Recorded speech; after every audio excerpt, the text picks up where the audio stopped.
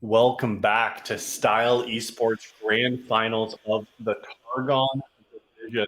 This is going to be a rematch of our finals this evening between Team China and CocoMelon Gaming. In surprising fashion, in the first finals, CocoMelon Gaming took the series and reset the bracket. So not only is this a finals, it is a grand finals.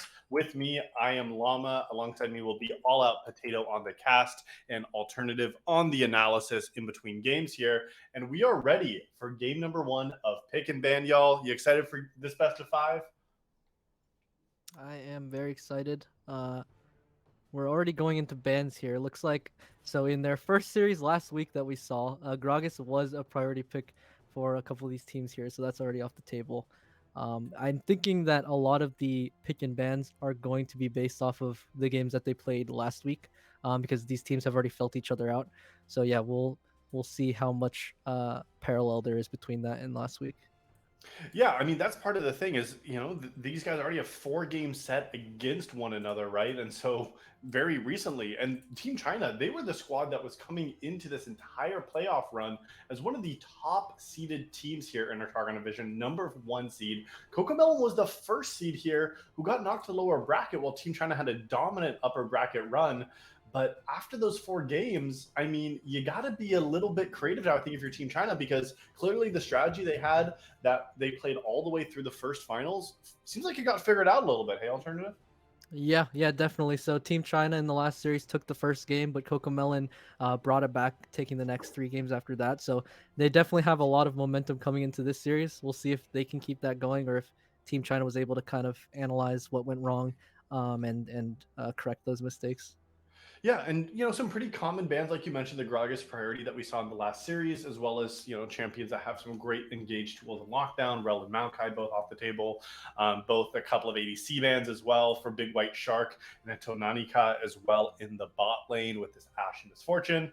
And Team China, they've opted to give Vinu just a completely safe pick here with a scaling mid laner. Victor is a B1 choice, typically not something you see very common, but definitely got to be some comfort for this player in the mid lane.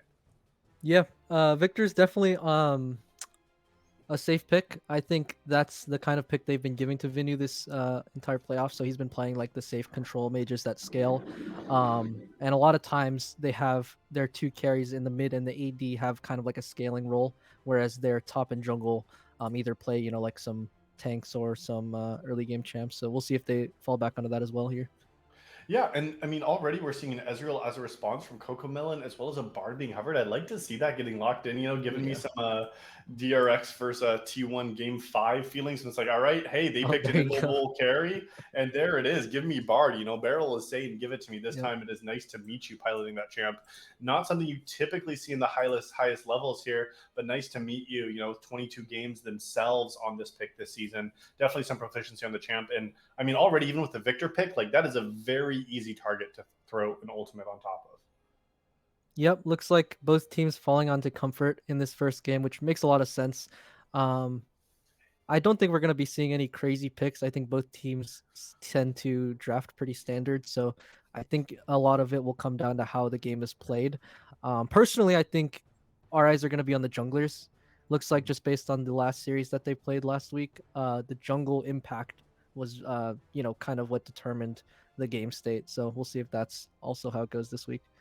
Yeah, I mean, these are some great junglers here. It's Koopa Star versus Ethan the Guy, 3-1-2 in the jungle matchup. Neither team opting to pick a jungler here in these first few picks. We'll see if CocoMelon does decide for it here. But instead, just going to be Oh, happy to match this lane. And as you said, with that priority in the jungle, you want to give them a little bit more idea of what you're going to be picking prior. It also gives you a chance in second phase bans to start banning some of these junglers. And already, CocoMelon Gaming banning away this Ivern. Ethan, the guy, did play Ivern here in the first match that was actually the victory for their squad. So definitely a champion that had some success, and even after a little bit of nerf, still very strong. Ethan, the guy, 3 of the 4 games was on this champion here in this last series that they played. So good to see that in the ban table. And, with neither jungler locking in early, it gives them a little bit more chance to kind of figure out how this team comp's going to come together. yeah, it'll be interesting to see where the picks come out here because um, so far in the draft, we've seen all the same champions that we've seen in last week's series. But now with these last 4 bans coming in, I think they're gonna have to pivot to some new champs that we haven't seen. Um, I think in the first game that Team China won last week, they had like kind of a protect the carry comps, right? So their top and jungle played kind of tanky enchanter kind of things, and that's where they had success. So I'd like to see that from them here again. See if they can kind of pivot the momentum towards them. Yeah. Yeah, but I think the one difference from here too, as your naming alternative, is Big White Shark had a monster performance on that Misfortune with 13, 6, and 9 on that champion. And even Kazumi played the support Rel. That's a bot lane duo that both got banned away here Right. in the first phase of ban. They said, hey, that worked. We do not want you to play that anymore. Big White Shark, jumped around from there, played a Zaya, even played a Nila and an Ashe game, all of which were not victories for Team China. So it looks like with this Kaisa, that gives a little bit of a new option, but very much an engage heavy kind of pick. And now Ooh. 2 picks left for Team China. You mentioned the eyes on the jungler here, but this might be a little bit of an Ethan special with a Rammus getting locked in. Yeah, I like the Rammus pick here. They're very heavy AD comp from CocoMelon. Their last pick looks like it's gonna be their jungler. They did save the counter pick for jungle. As we were saying, that's gonna be a big part of the win condition for both of these teams here. So I'm really curious to see Oh if they're man, gonna be picking like an AP carry in the jungle. Oh, that might be that it. could be interesting. That It could might be also it. be something like a Could Poppy be. jungle as well. Could be Yeah. of a blind Poppy, and maybe they were holding that flex as an option. But this could also be either that top lane response into Ornn. It could be a jungle choice. You're right about the AP. The reason why you'd want that is because Rammus, being such an armor stack champion, really needs a Thornmail. Any kind of ability power damage is going to be very valuable in the jungle. And so I do expect that it's going to be CocoMelon's jungler here, being Koopa Star, to be the one picking up that Mordekaiser here in this first game. And yeah, that does at least counter some of this AD that's been drafted so far. Yeah, I think I agree with that. I think the Mordekaiser is likely to go jungle here.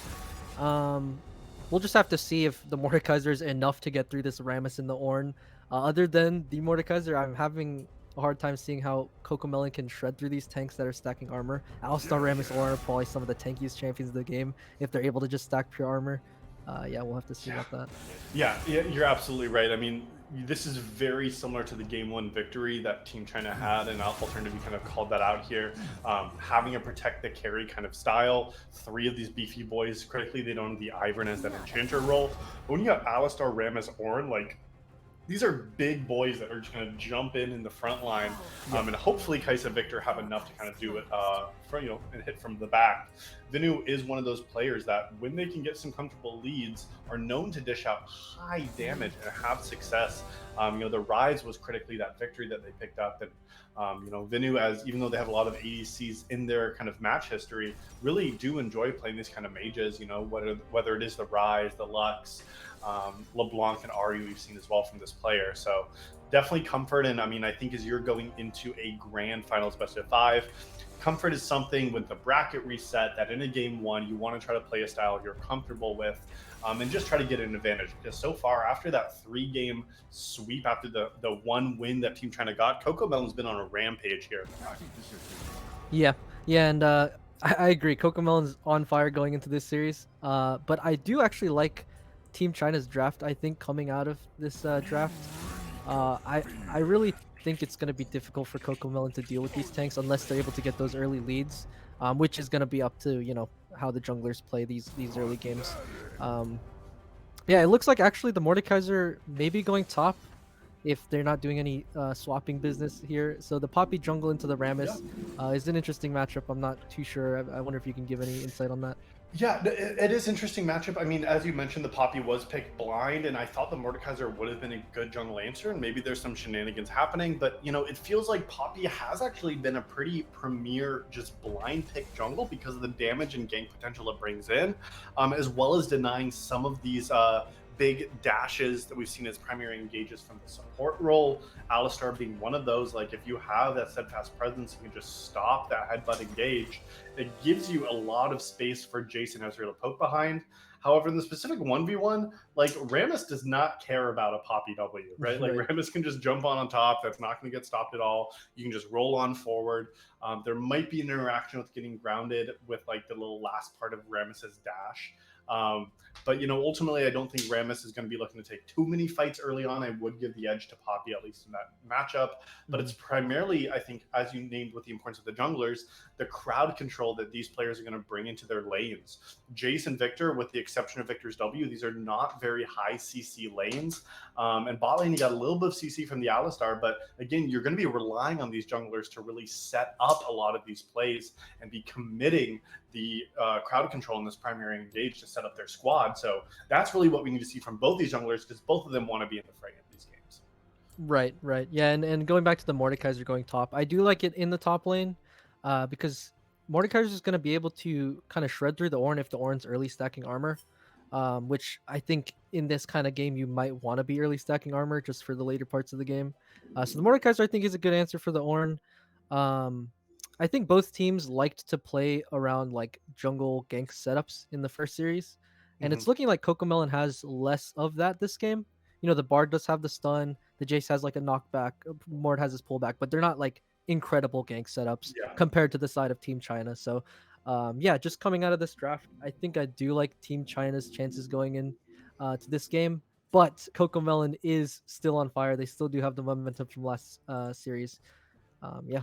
Yeah, but the bracket's been reset, and we could have another 5-game series. We have about 4 in the last time these teams matched up, and it is a best of 5.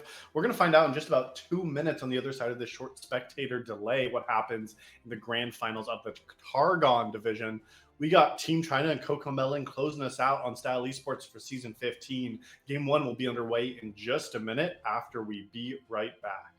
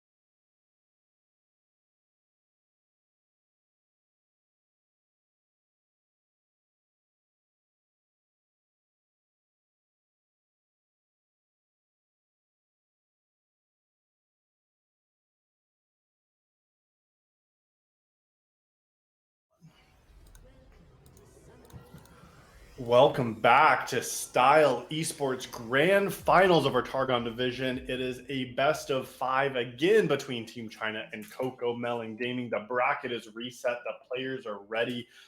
We got all out potato here now. It is time for game number 1. It is time. It's grand finals time. It's rematch time. It's time for these two teams to show what they've got in the tank after their last matchup. And I'm already very excited because, we're talking about potentially a standard game coming out here in game one. And already we have one of my favorite champions on the Rift. It's Ethan, the guy on the Rammus. I love this guy. Just a little armadillo, rolling around, taunting your opponents, getting the good stuff going. Yeah, absolutely. And once it starts getting some of those items, it'll be very much an armored Dillo too. I think this is going to be one of the primary tanks coming through for this squad. And I mean, this is really the chance for Team China to show that they are the number 1 seed for a reason. This team ran the upper bracket, did not drop a single series. And then this 5th seed, CocoMelon Gaming, out of nowhere, it felt like, worked their way through the lower bracket to make it here and then took down Team China in the first finals. So now it is time for Team China to really show up or shut up, because this is it for this squad. And there's a first place trophy on the line after the end of the night.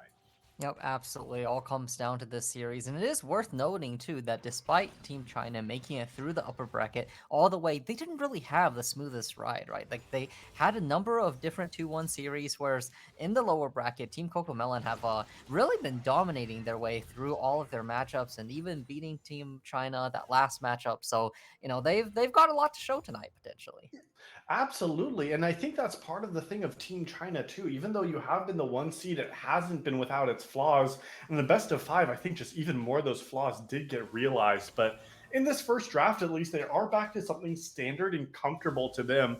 Ethan, the guy, is a player with over a 4 KDA just on this Rammus pick itself, and like 50 games individually. So very, very comfortable on this kind of pocket pick Rammus that you were liking here. And having your carries on Big White Shark and Venu here, your mid and ADC, these are the players that are going to be the make or break points for this squad. That first gank looks like coming out of Koopa Star did get targeted on the Venu, but just looking for a little bit. It did pull a flash at least. So, I mean, it looks like the other side of CocoMelon also knows where they need to be putting their resources early on. Yeah, and I think this is probably the lane you want to target. We talked a little bit in the draft phase about how you're taking this safe scaling mid, but a lot of that relies on the ability to actually stay safe. And Victor, without flash, sometimes can run into trouble against kind of more aggressive CC heavy jungle mid combos. And while, Poppy Jace is not the foremost example of that, they can definitely get things going. And with a flash blow, I'm hoping to see Koopa Star make another visit here to the mid lane soon. Yep, absolutely. I would like to see that too. Poppy can be known as an exceptional ganker when you have those abilities that are just going to lock up that target into a wall if they overstep. But Koopa Star is going to be finding Ethan, the guy in the top side, despite was available, but Ethan, the guy, takes that scuttle. Now Koopa Star looking to fight him now, and this is going to be a brawl in the river. Yep, we've already got both laners collapsing on down as well. Ethan, the guy, out of cooldowns for just a moment. A nice ground against Hashinshin Uwu, forcing that flash, but we got the follow flash coming in from Scar, and 3 people piling down onto an Ornn is not going to survive. There's the first blood coming out.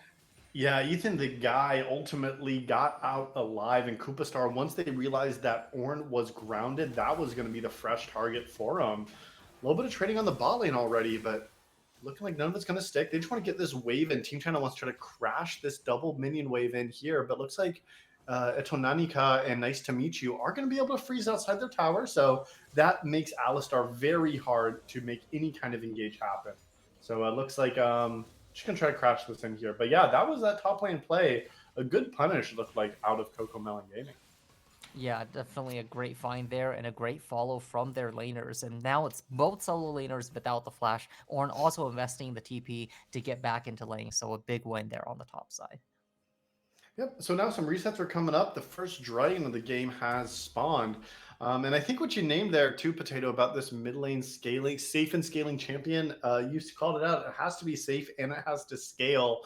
So far, at least doing one of those things. But Victor's also very, very reliant on getting those glorious evolutions to empower those abilities to clear the waves better, to CC for longer as well as get that extra damage and move speed after from the siphon power. So you do really want to see those upgrades coming online, and it does make early dragon takes just a little bit harder for Team China. I don't think they're trying to flip the game in the first 15 minutes, and so even with that one death, it's not catastrophic, but you got some great insurance later on with things like the Ornn items and the Victor augments. It's just going to allow this team to really power up as long as they're not at a major deficit too early on in this match. Yeah, and I think that the name of the game here will be for Team China to try and get there to that later phase of the game, because I really do think draft-wise, they have a much easier to execute comp here. You have so many different tools to get fights started, to disengage fights, to have CC collapse plays around the map, and as we say this, here comes Ethan the Guy rolling on in, but Koopa Star is there on the backside, again, stuns the Rammus, and here comes the Chaos Storm taunting, putting down the damage. Ethan the Guy goes very low, but Miracle Ward is lower and goes down immediately. Here's Kasumi on the side. Sure, that's going to be a steadfast presence coming out, but you can't run away from this rolling Dillo coming over. It's a taunt and it's a survive from Ethan the Guy, making the play happen in the mid lane. 2 kills going over to Team China. Yeah, a great play from Ethan the Guy, and a punish with that level 6. Nice to meet you. Trying to stop this rotation, but I don't think you want to be stopping that rotation, buddy. Nice to meet you too. Kasumi and Big White Shark not afraid at all there. But the biggest piece there was that Miracle Ward's level 6 on Jace is not nearly as powerful as Victor getting a Chaos Storm. And you saw the power of it right there. Like, you just drop that, and even at level 6 is going to be dealing like 100 magic damage a second. And like, you just don't have the health bar to deal with that with a 1100 health Jace at level 6. So good punish there. Great work from Ethan the Guy, and then Koopa Star unfortunately falling too. Kasumi making great recognition of the play to move on up with Big White Shark. So at least Team China showing that they are able to respond successfully in some of these skirmishes early on. And I like to see that coordination of getting the whole squad there for that kind of play. Yeah, without a doubt. And it's really nice that the Victor got those pickups as well. Getting that kill and an assist on board will get him towards those stacks we were talking about earlier. And more crucially, also just evening up the mid lane a little bit more, because Jace is one of those champions that when ahead can be very, very oppressive for the enemy laner. So the ability to keep things kind of neutral and at bay, this is exactly what Team China is looking for. But it is going to also be CocoMelon taking this timer, looking for the dragon. China's going to try and respond here, but not quite in time to make it to the play. Ethan the Guy rolling on down, but not quite going to find anything. Yeah, and that's where you look to see what teams are good and what teams are great, because the great teams will be able to recognize that they don't have the contest earlier and then look to make a play on the opposite side. Because that dragon was taken around the 8-minute mark, the Rift Herald was up and available, but there wasn't going to be any kind of set it up there. Kasumi was not able to move up there for it from the support role. And so that really is just a free objective for CocoMelon Gaming. And so that's just, that's a dragon for absolutely no cost to this squad. So, we like to see how can these teams respond cross map, but let's be Hashinshin going in aggressively top lane. Yeah, and there's the ultimate coming out from Scar as well. Doesn't even get the Ornn off as the hammer slam just comes on down and sends Ornn straight back to the fountain. Yeah, but that was a play that Hashinshin was kind of looking for right there, Potato. Felt like he kind of walked in the enemy jungle, found a Mordekaiser, was like, whoops, this is where I want to be. And Mordekaiser's going to pick up their first kill of the game here.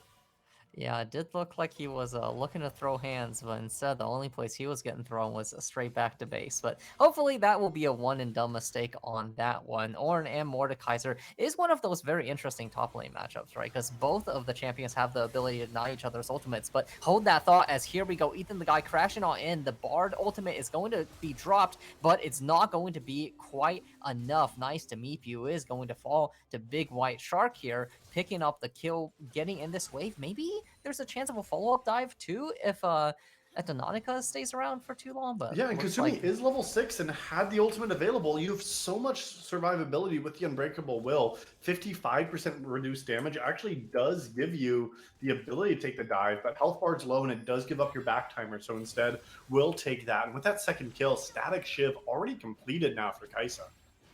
Yeah, and that is such a big item too. I mean, sure, the wave clear has been nerfed a little bit, but you're still going to pretty much just one-shot waves Vith and auto in a Q and into a champion like Ezreal, who's not going to build a Shiv, who infamously is not that great in terms of wave clear. It can just give you a lot of options. You can play for plays, you can play for movements around the map, and Koopa Star can play for this top lane gank as this Port Warren is absolutely getting the beat down this game, going down for the third time, unfortunately, and a nice find from Koopa Star. Yeah, Scar been really running this top lane here, and Hashin Shinu, I think, making some mistakes so far in the lane. The only player on this squad to fall so far. The kills are even, the gold is as well, but it's just these deaths that are onto Hashin Shinu. And we said you got the scaling options, man. You don't gotta be the guy that's looking to try to win the 1v1 matchup. But with that third death now and dropping the Herald, Scar, after this crash, is gonna have such a monumental individual gold lead. 1,400 individual gold at 11 minutes is incredible to see. Ethan, the guy, wants something to say about it. Yeah, Ethan the guy is going to get punted on back, though. A teleport coming out from Hashem, who is immediately going to call over the Forge Guard. Does get the R2 knockup, and that is going to be the pickup onto Koopa Star. Going to run straight into this Bard, though, and that's going to be a stun coming out. The Flash is not going to save you there, buddy. The Bard OT comes on through as well. Hashem, down for 1 HP. Chaos Storm gets dropped down, but Venu is far away from it, so it's going to be very slow moving. The Bard disengage seems to be good enough. We do have Ethan looking for another roll up, potentially, but not going to catch the enemy champion, so that's a nice pickup. Yeah, and gratefully there is going to be a crash from the bot side. Looks like we're a little bit of a stutter for a moment, but this crash on the bot side does mean that this is the response kind of plays that you wanted to see. Kasumi and Big White Shark knew they weren't going to be able to influence the top lane play, but instead are going to be able to take 2 plates bot lane, and that's going to be quite a bit of extra gold over to this squad that's already ahead in the bot lane. So you're okay if you're giving up some of the top side. You don't need an orange to be ahead. You just need the rest of the squad to not be so far ahead that it makes the rest of the game impossible. And this Mordekaiser, if you can pull someone into that death realm with that ult, and I mean, that could be kind of lights out for your primary carries. So you got to be careful of this 2-0-2 Mordekaiser, because it feels like it's a top versus bottom situation in this first match. Yeah, absolutely. And the kills and plates going over to Scar here is important as well, because remember what we were looking at in the draft was a heavy AD comp. What was the single source of AP damage? It is here in the top lane. And, you know, as Alternative predicted in the pregame, it actually is Hashenshin building armor early on. But we've got another fight in the jungle here as Koopa Star is going to try running for his life. The CC chain comes through from the members of CocoMelon, so it seems like they will be able to run away from that one just fine. Just a few low health bars on either side. But yeah, my eyes are definitely going to be looking to see, you know, whether this top lane lead is going to get blown open anymore and whether bot can stabilize a little, because it looks like Nice to Meet You also wanting to move around the map, trying to influence as much as possible. And Bard OT just does not quite hit. Miracle Ward actually falling very low here, and we have the Rammus looking to support once more. There's the Poppy ultimate getting charged up, and see ya Rammus as you get punted straight in between your towers. Yeah, second time now Rammus just not been invited to the party, but he's rolling right on back onto Koopa Star now. No flash available. They want to take this fight. Yeah, this time around it's the unstoppable. They know that there's no saving Koopa Star there. Kasumi is there, a very mad and angry cow saying, "Who do you think you are? I'm going to be the one knocking you up, thank you very much." And that's going to trigger them to move straight towards the dragon. And even though the dragon has started, Mordekaiser has moved on down, but now is going to move right on back up. With that jungler dead, very critically, CocoMelon has realized that they really can't play for a contest. The little Arcane Barrage is going to look for maybe something on the back end, but True Shot Barrage was not true. And the gold or the dragon lead is now going to be tied up at 1. But yeah, so you can punt away a Rammus, but that little armadillo is just going to roll right on back and roll into the face of Poppy. And it's like, you only got one of those, buddy. Now what? So timer was not quite right for CocoMelon Gaming on the established, unfortunately. Couple of those ultimate misplays, like the Tempered Fate not landing onto Venu, just gave some options for Team China. These are both very proficient teams, and you're seeing it with some of just this micro movement too. Yeah, definitely. And there's the playmaking tools, from Team China coming on out. You have the disengage, you have the CC, and yeah, the Rammus there almost felt like a yo-yo, just rolling straight on back after getting moved away. And I think we're gonna see a lot more of that as this game continues to progress. It has been Ethan and Kasumi kind of making plays across the map, and so far has been outpacing the influence of Koopa Star and Nice to Meep You here in this early game. Yeah, and I think you're absolutely right here that, just the pacing that they have has been very solid and is keeping this gold lead for Team China despite the deficit in the top lane because these other members are performing so well. After that early flash burn from Vinu has absolutely been able to stabilize like you were worried about, Potato. And so now is at the point that already has a couple of these augments picked up, 12 stacks on their third augment. So now you're at a point where you're doing a lot more damage in these team fights. We're seeing one item completed nearly across the board, but the fight is not going to stop. Scar is going to be that target. Yeah, is going to be targeted here. Is going to try and kidnap Kasumi there into the death realm, but that Alistar is really not going to mind whatsoever. Can just cleanse right out of that with his ultimate, and that 2v1 is not going to be one that is going to be survived by the Morty. Going back to base now, giving some more breathing room here on the top side, and seems like these past few minutes, it really has been Team China able to find these plays back to back. Yeah, they've been able to get the ball rolling and get this armadillo rolling because Rammus now, with this ability, just been able to go into that power ball and just kind of start zipping around the map. Has tier 2s completed, has the Thormail completed. After this next camp or two, we'll have the Gust Walker Hatchling also completed, and that's just going to give even more movement speed to get on the map. And we've seen that with 11 kills in 16 minutes, these teams are not afraid to fight early on. And just going to try to keep using this pressure to siege in her, and they're going to look for a dive now. Yep, very well executed dive there. Gets the taunt onto Antononica. The cleanse is not going to be enough whatsoever. Miracle Ward comes and TPs on in, but is immediately going to be forced to flash right back on out. Maybe looking for a pickup, but the teammates are homies there. Does block for the Alistar, and there's the roll getting charged up, getting another taunt on over. Big White Shark looks for it, gets it. It's dominating now. Koopa now has to try and run on away, but you're out of mobility because you need one more spell rotation from and another one. That one up, and it is an absolute slaughter here in the red jungle as all 5 members of Team CocoMelon are going to go down, and yeah, absolute tragedy on that play. Yeah, that felt like the dive was solid, and then CocoMelon wanted to keep on going.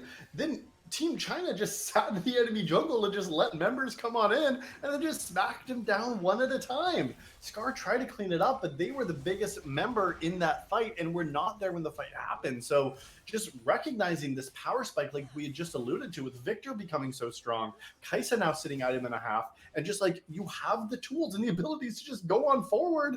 And all of a sudden, that was a big swing now. 5,000 gold separating these teams with those 5 kills all going down. So that is just a big, big swing for advantage of Team China here in this first game in this best of 5.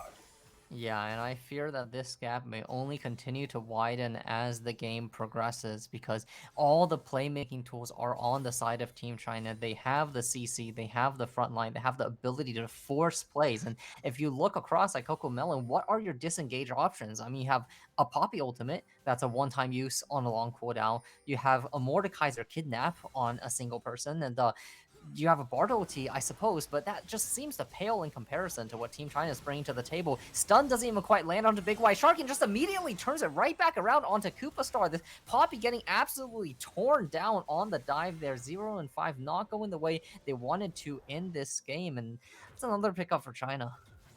Yeah, another pickup for China, and I'm a little bit worried that CocoMelon is executing on this composition wrong. After that mid-game, they were at complete parity, but they haven't been as a unit to allow the poke to come through from Jason Ezreal. There's not really any sustain from Team China, so their only play is to hard force, and they've been getting successful with that. Poppy not been able to disengage as hard as they've needed to and look for engages themselves, but this is another hard force back-to-back. Victor's on this flank.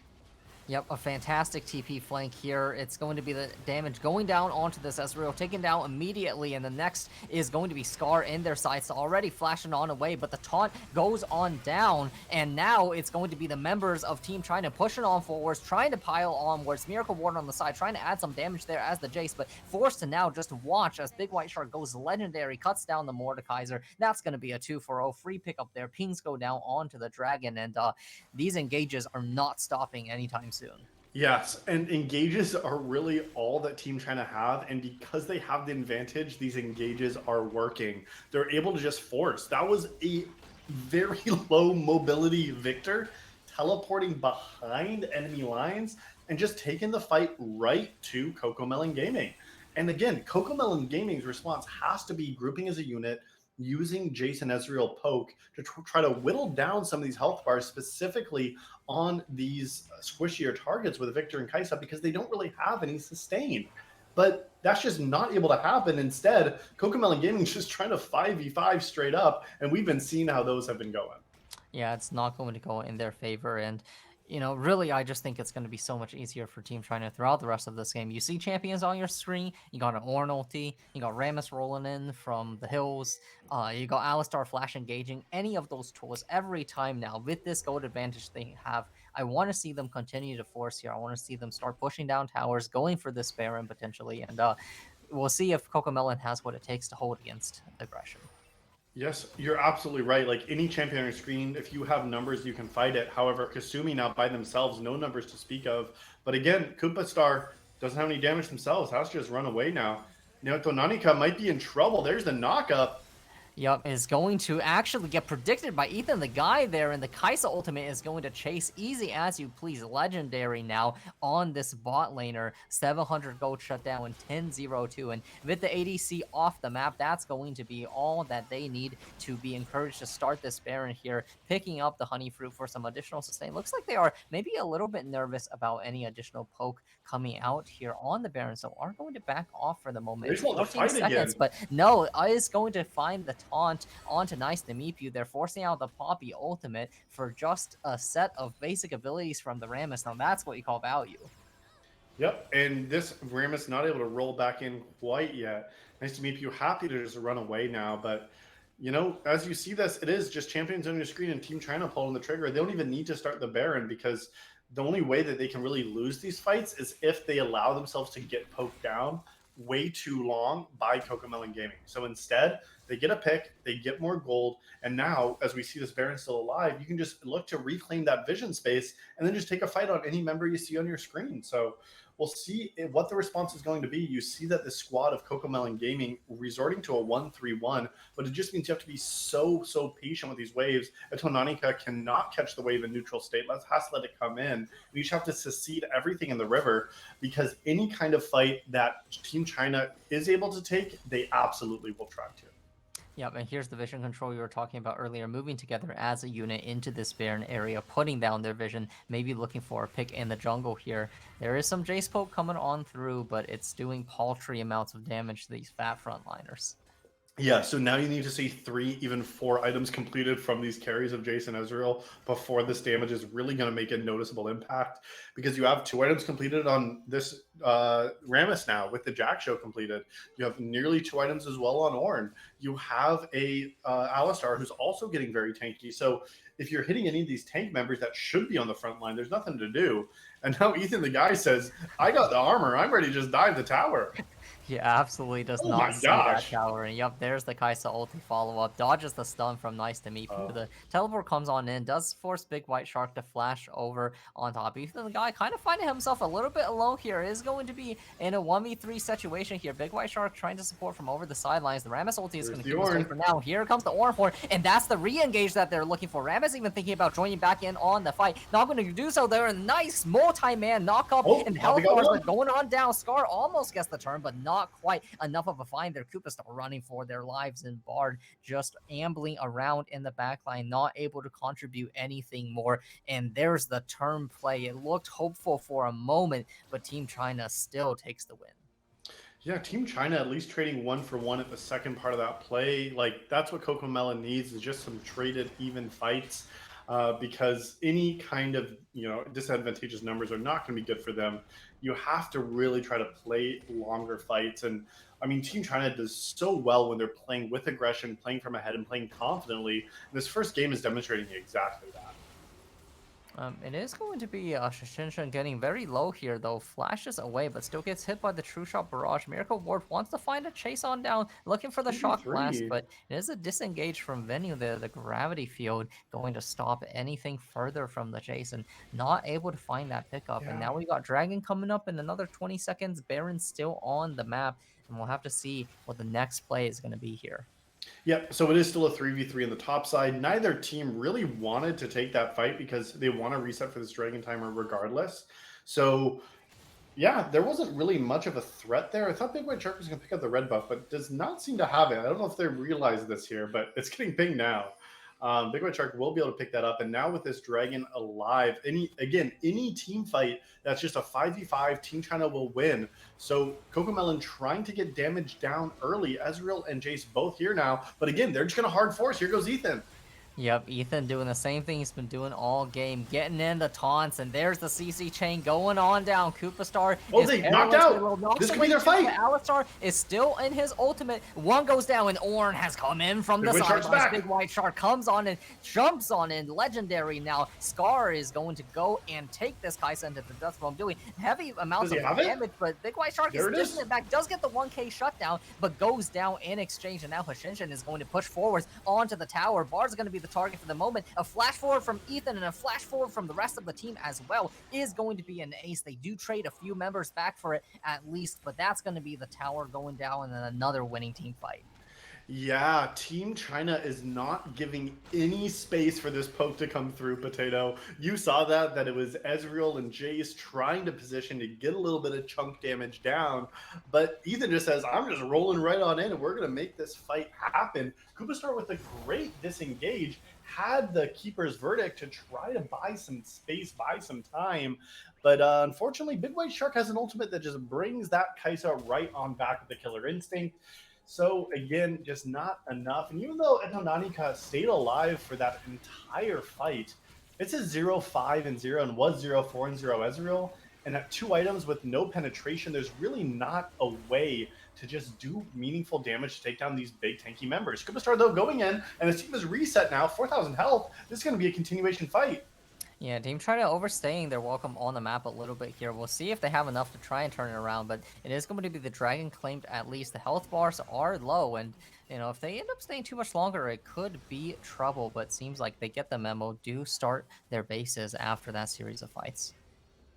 Yeah, so at least tying up the Dragons once again, I think good recognition that Team China did not have the timer to finish the Dragon, and CocoMelon able to secure that after the team fight win because they continued to push for the inhibitor tower. They gave up some of their tempo, so they had all this unspent gold from the winning team fight that was not able to contribute there at the Dragon timer. So instead, they just got to reset. Team China is going to spend their gold. We're seeing 3.5 items now even getting completed. Now a QSS as well for Big White Shark, so at least they're not going to be stuck in Brazil anymore with this Mordekaiser. And now it feels like the window is closing a little bit. We need to see penetration getting built on these ADC targets. This Jace and Ezreal need to have some penetration because the tanky members of Team China are only going to get tankier. Yeah, they're starting to work towards it, but right now it simply is just a big gold deficit preventing that from happening, and they'll need a few more mistakes from Team China coming out here before they can kind of close that gap. I mean, we did have a little bit of a sloppy engage in that last team fight. We had Ethan rolling on forward ahead of the team, Kasumin also going on in before the members were fully ready to follow up, but I think they evaluated the situation, just saw that, even if we don't get the cleanest engage, we're still going to come out for the team fight win, and here we go. Baron gets started, the Bard Koopa Star might have a steal. Ezreal ulti, not quite, but the Poppy ultimate doesn't. 19! And 19, but does not quite get the last hit. And here we go, team fight begins in earnest. Big White Shark down to half HP, but there's enough from the team clump to finish things off. Ninth Mew is going to die, and now it's all down to Etonanika, not going to be able to run away. And look at that Kai'Sa W damage, just absolutely destroying the health bars of the enemy team, and that's going to be 5 strong, pushing on towards the base, getting the Baron, getting the team fight, and getting this game won. Game 1 is going to be going to Team China after the 3-1 loss. But Potato, I can't give too much, praise to this team quite yet because we saw last time these teams matched up, that Team China won game one. They'll do the same here, but still got an entire rest of a best of five they got to close out to be the victors. Yeah, certainly have to finish out the night strong here if they want to take out the victory. But a very impressive showing in this first game, nonetheless. I would say that I think a lot of that advantage was just simply afforded through the drafts. I mean, we saw Team CocoMelon trying to make plays kind of throughout the early game and succeeding in various places across the map, but ultimately just the fighting ability, the ability to just pull the trigger and force on the carries over and over and over, was able to secure them these team fight wins, secure them the gold advantage, and push them to victory. Yeah, so they got that first victory. Let's check back in with Alternative here and see who was watching that game alongside us here, what he thought about these drafts and execution, because Team China back to a 1-0 lead here. Alternative, you back with us? Yes, sir. I'm absolutely back after that game. That game, I think, went almost exactly how we thought it was gonna go after that draft. CocoMelon had some great signs of life in the early parts of the game.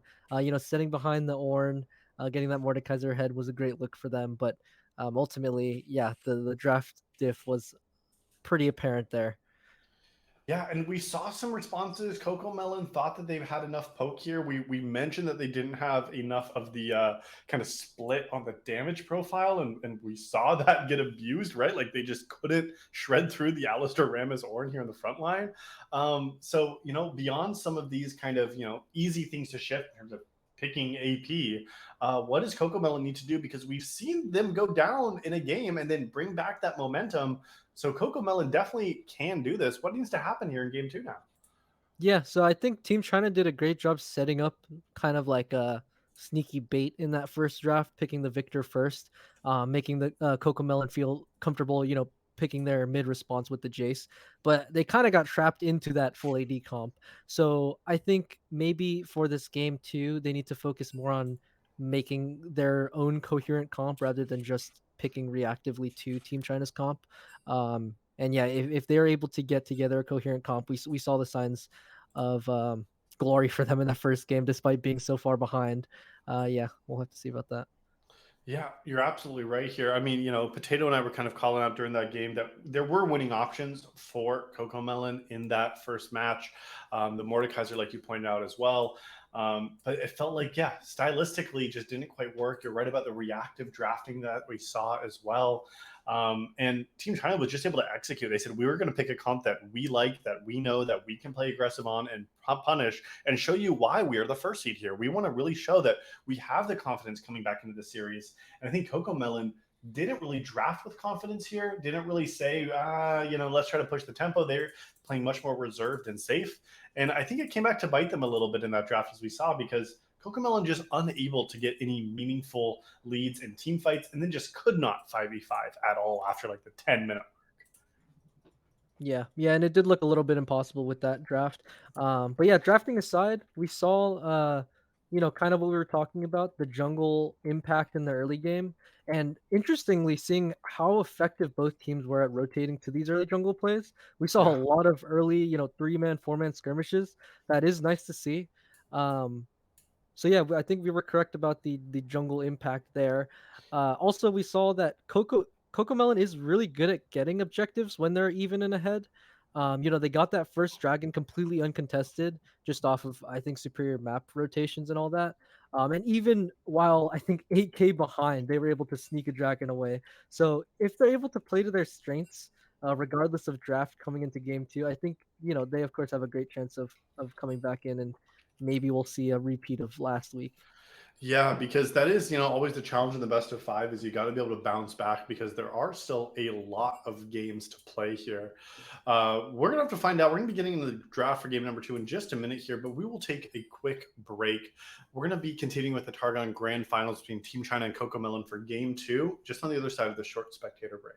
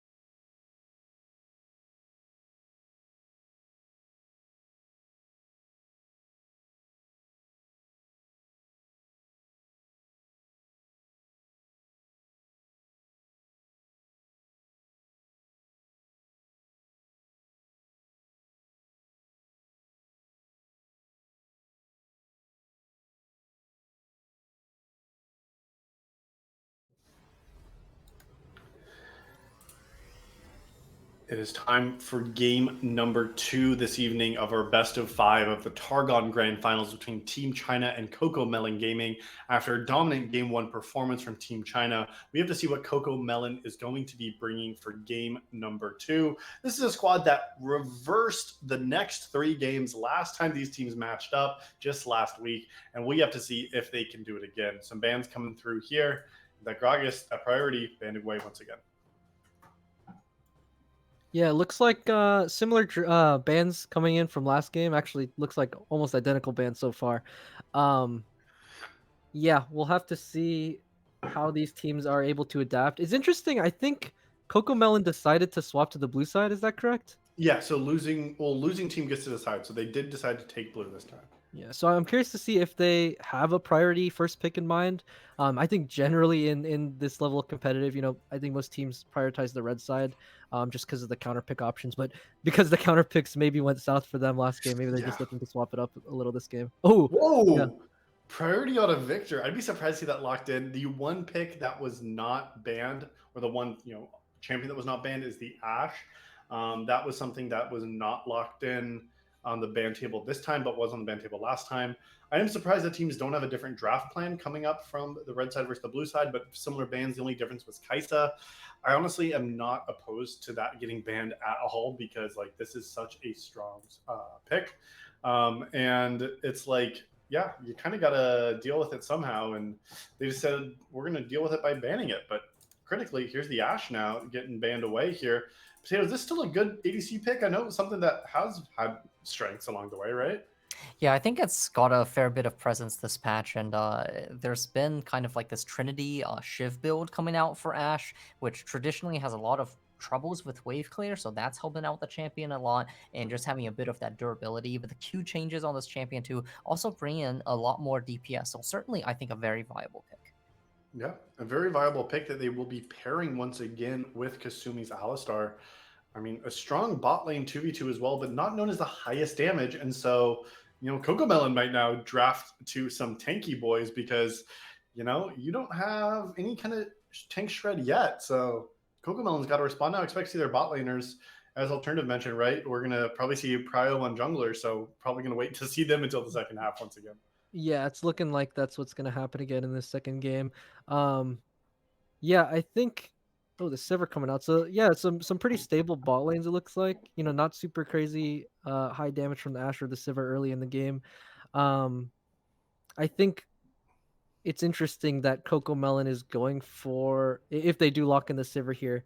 I think it'll be interesting to see how they're able to bring in more damage as well. Because if Team China does just draft 3 more tanky boys like the first game, the Victor and the Sivir aren't incredible damage threats against tanks once again. You know what I mean? Yeah.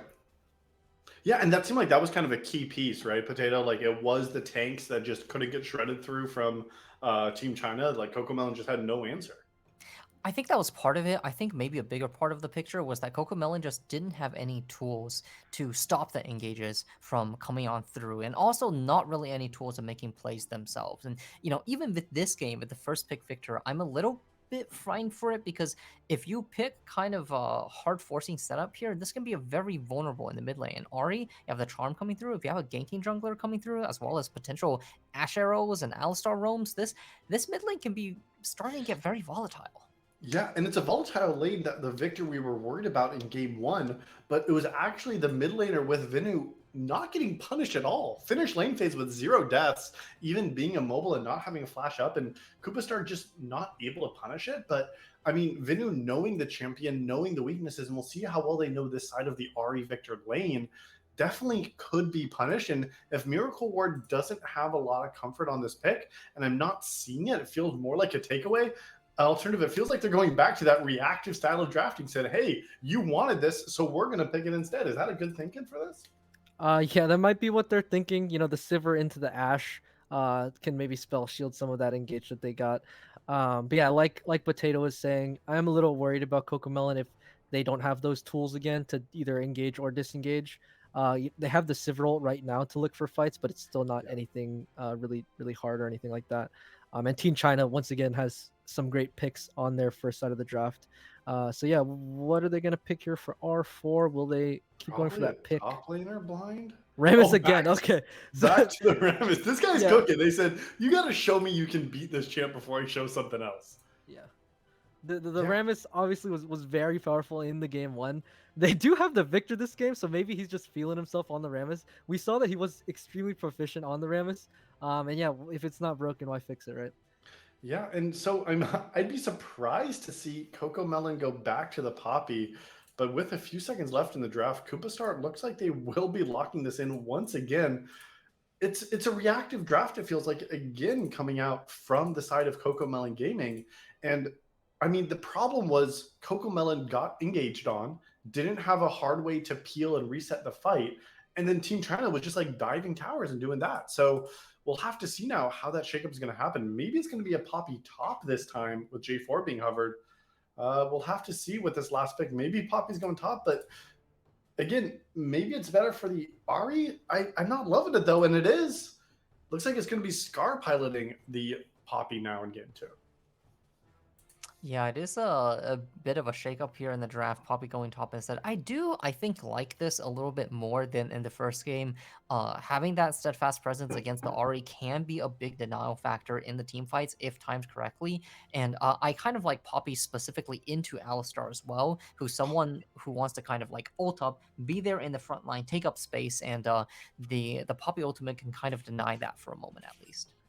Yeah, and the response, Team China, 5th pick, Malphite. Alternative, this is like the same comp we just saw in game 1, right? Yeah, this is looking very similar to game 1. You have 3 huge tanks on the side of Team China, and once again, it's looking like not great tank shred from CocoMelon. The Victor with the AP threat is definitely a lot better than the Mordekaiser, I'd say, especially for these mid-game early skirmishes that we saw a lot in game 1. But yeah, the Rek'Sai, I will say, a little more powerful in the ganks than the Poppy early. So if they're able to get what they want and get the Rek'Sai rolling in the early game, and the tanks on Team China aren't able to get tanky enough, quick enough, I think CocoMelon has a good shot at the game. But yeah, a very similar draft it's looking like, and I'm a little worried for CocoMelon going into it. Yeah, are you feeling the same way, Potato? Are you worried about CocoMelon going into the second game? I think they probably still have an uphill battle to climb here in game 2, but I do think they will have a much easier time than in game 1. You do have a lot more peel options. You have the Wardens and Braum and Poppy able to at least stave off a little bit of this engage, and even Rek'Sai can be someone who can kind of act as either an engager or a disengager, although maybe I would have liked to see the Jarvan more here. But I also just think that their team as a whole is more well-rounded, right? You got more tools going on, you have the peel options available, you have a more well-rounded damage profile, if only slightly. So I think overall, slight disadvantage, but better than the first game. Yeah, I agree. I do think at least that damage profile issue from game 1 has been evened out here. I'm not sold on Rek'Sai here. It is a strong pick in the meta. It does good damage. It feels more like a solo queue pick to me, unless you're really itemizing and picking champions that synergize well with this early aggression, with some of this burst damage that you need to get ahead. Because Rek'Sai is very much a feast or famine champion that later on in team fights, again, isn't going to do a whole lot, I don't think. And maybe, Koopa can prove me wrong here. But Rek'Sai is going to burrow in, maybe try to get on Ashe. And then what, right? Like, I mean, it just like I don't see like a clear team fight victory for CocoMelon around these objectives. And we saw Team China game 1, and I see a similar thing in game 2. They see people on their screen and they just go. And Rek'Sai does not like that kind of play style at all, I don't think. Right, yeah, and arguably, with the Malphite now over the horn, they have an even better go button. They can play even harder. But to the credit of CocoMelon, they've seen what this comp is capable of. It is a very similar comp to game 1. Maybe they're able to play around it a little better. And I will say, Team China, their biggest, I think, damage kind of carry in the mid to late game was the Kai'Sa, and they are lacking, the effective team fighting from the Kai'Sa to follow the dive. The Ashe may be a little bit more vulnerable if they're sending all their big boys into the front. The Rek'Sai can look for those flanks onto the Ashe. And Ari, of course, once again, great for following dives, great for looking for picks herself, but also not a incredible like team fight DPS. So I think CocoMelon has a much better shot this game. Team China has great go buttons. They have a similar comp to the first game, but maybe a little bit more of a balanced draft coming out for both teams here, I think. Yeah, so it feels like maybe a little bit of balance, and we'll have to see if the balance will come out in the scoreline as well after this match. We're just counting down until our spectator delay, and then in 3 minutes we'll be getting onto the Rift. But we do have predictions live right now on who will win Game 2. So far, 100% of channel voters are voting for Team China. So CocoMelon fans, I know you might have lost some of your channel points from last game, but let's get those in the chat. Let us know what you think is going to win Game 2. On the other side of the short break, we will find out for ourselves. See you in a couple minutes.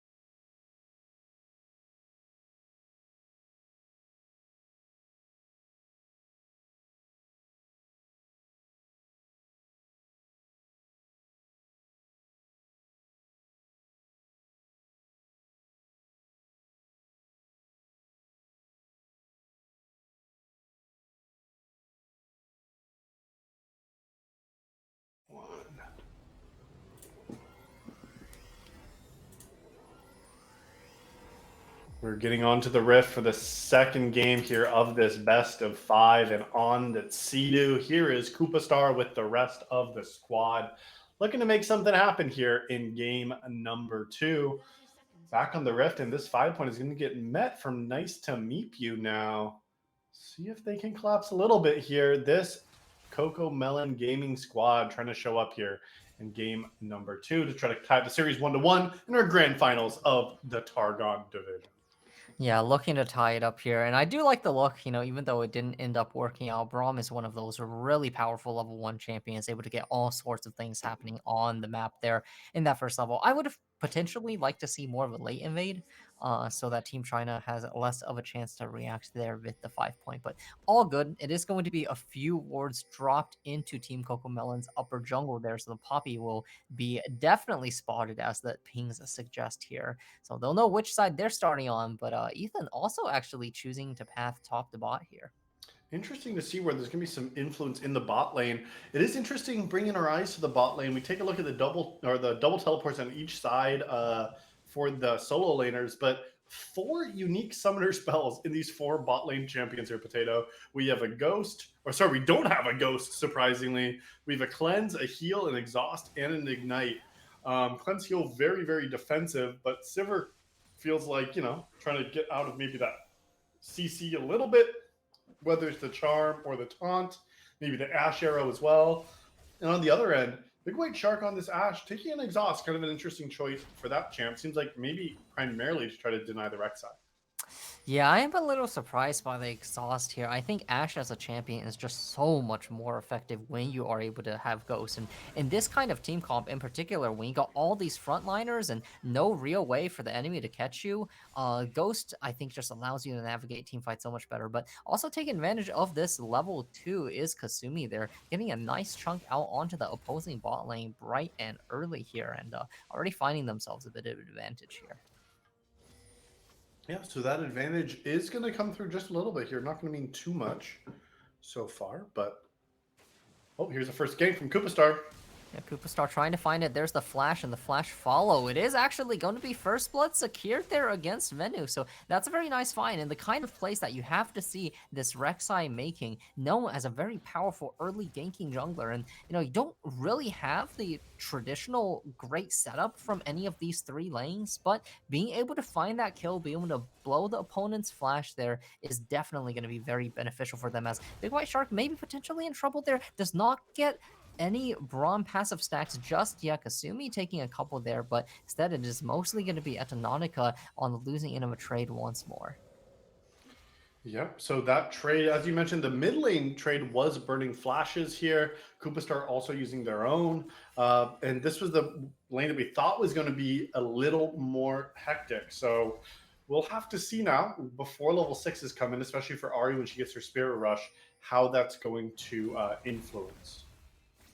Yeah, and the crucial thing is Victor, their Miracle Ward, did blow their own flash as well, right? So Rammus certainly could be looking for angles sometimes, and seems like right now is hovering around that ball lane to see if there's a potential play, but just going to take the base instead and look for their second clear.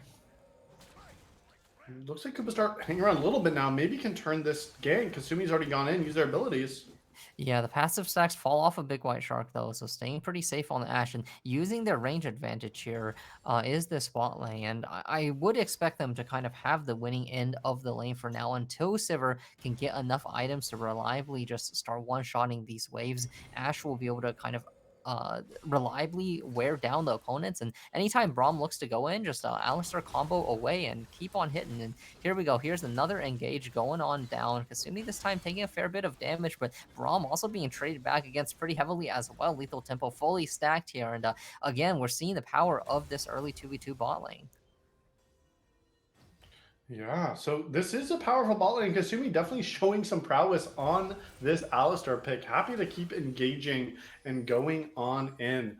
And yeah, feels like nice to meet you. And Etonanica just trying to heal up, try to sustain through. A little hard with this lane, but not too much responded in terms of the aggression, minus that one play from Koopa that really didn't net them much of it.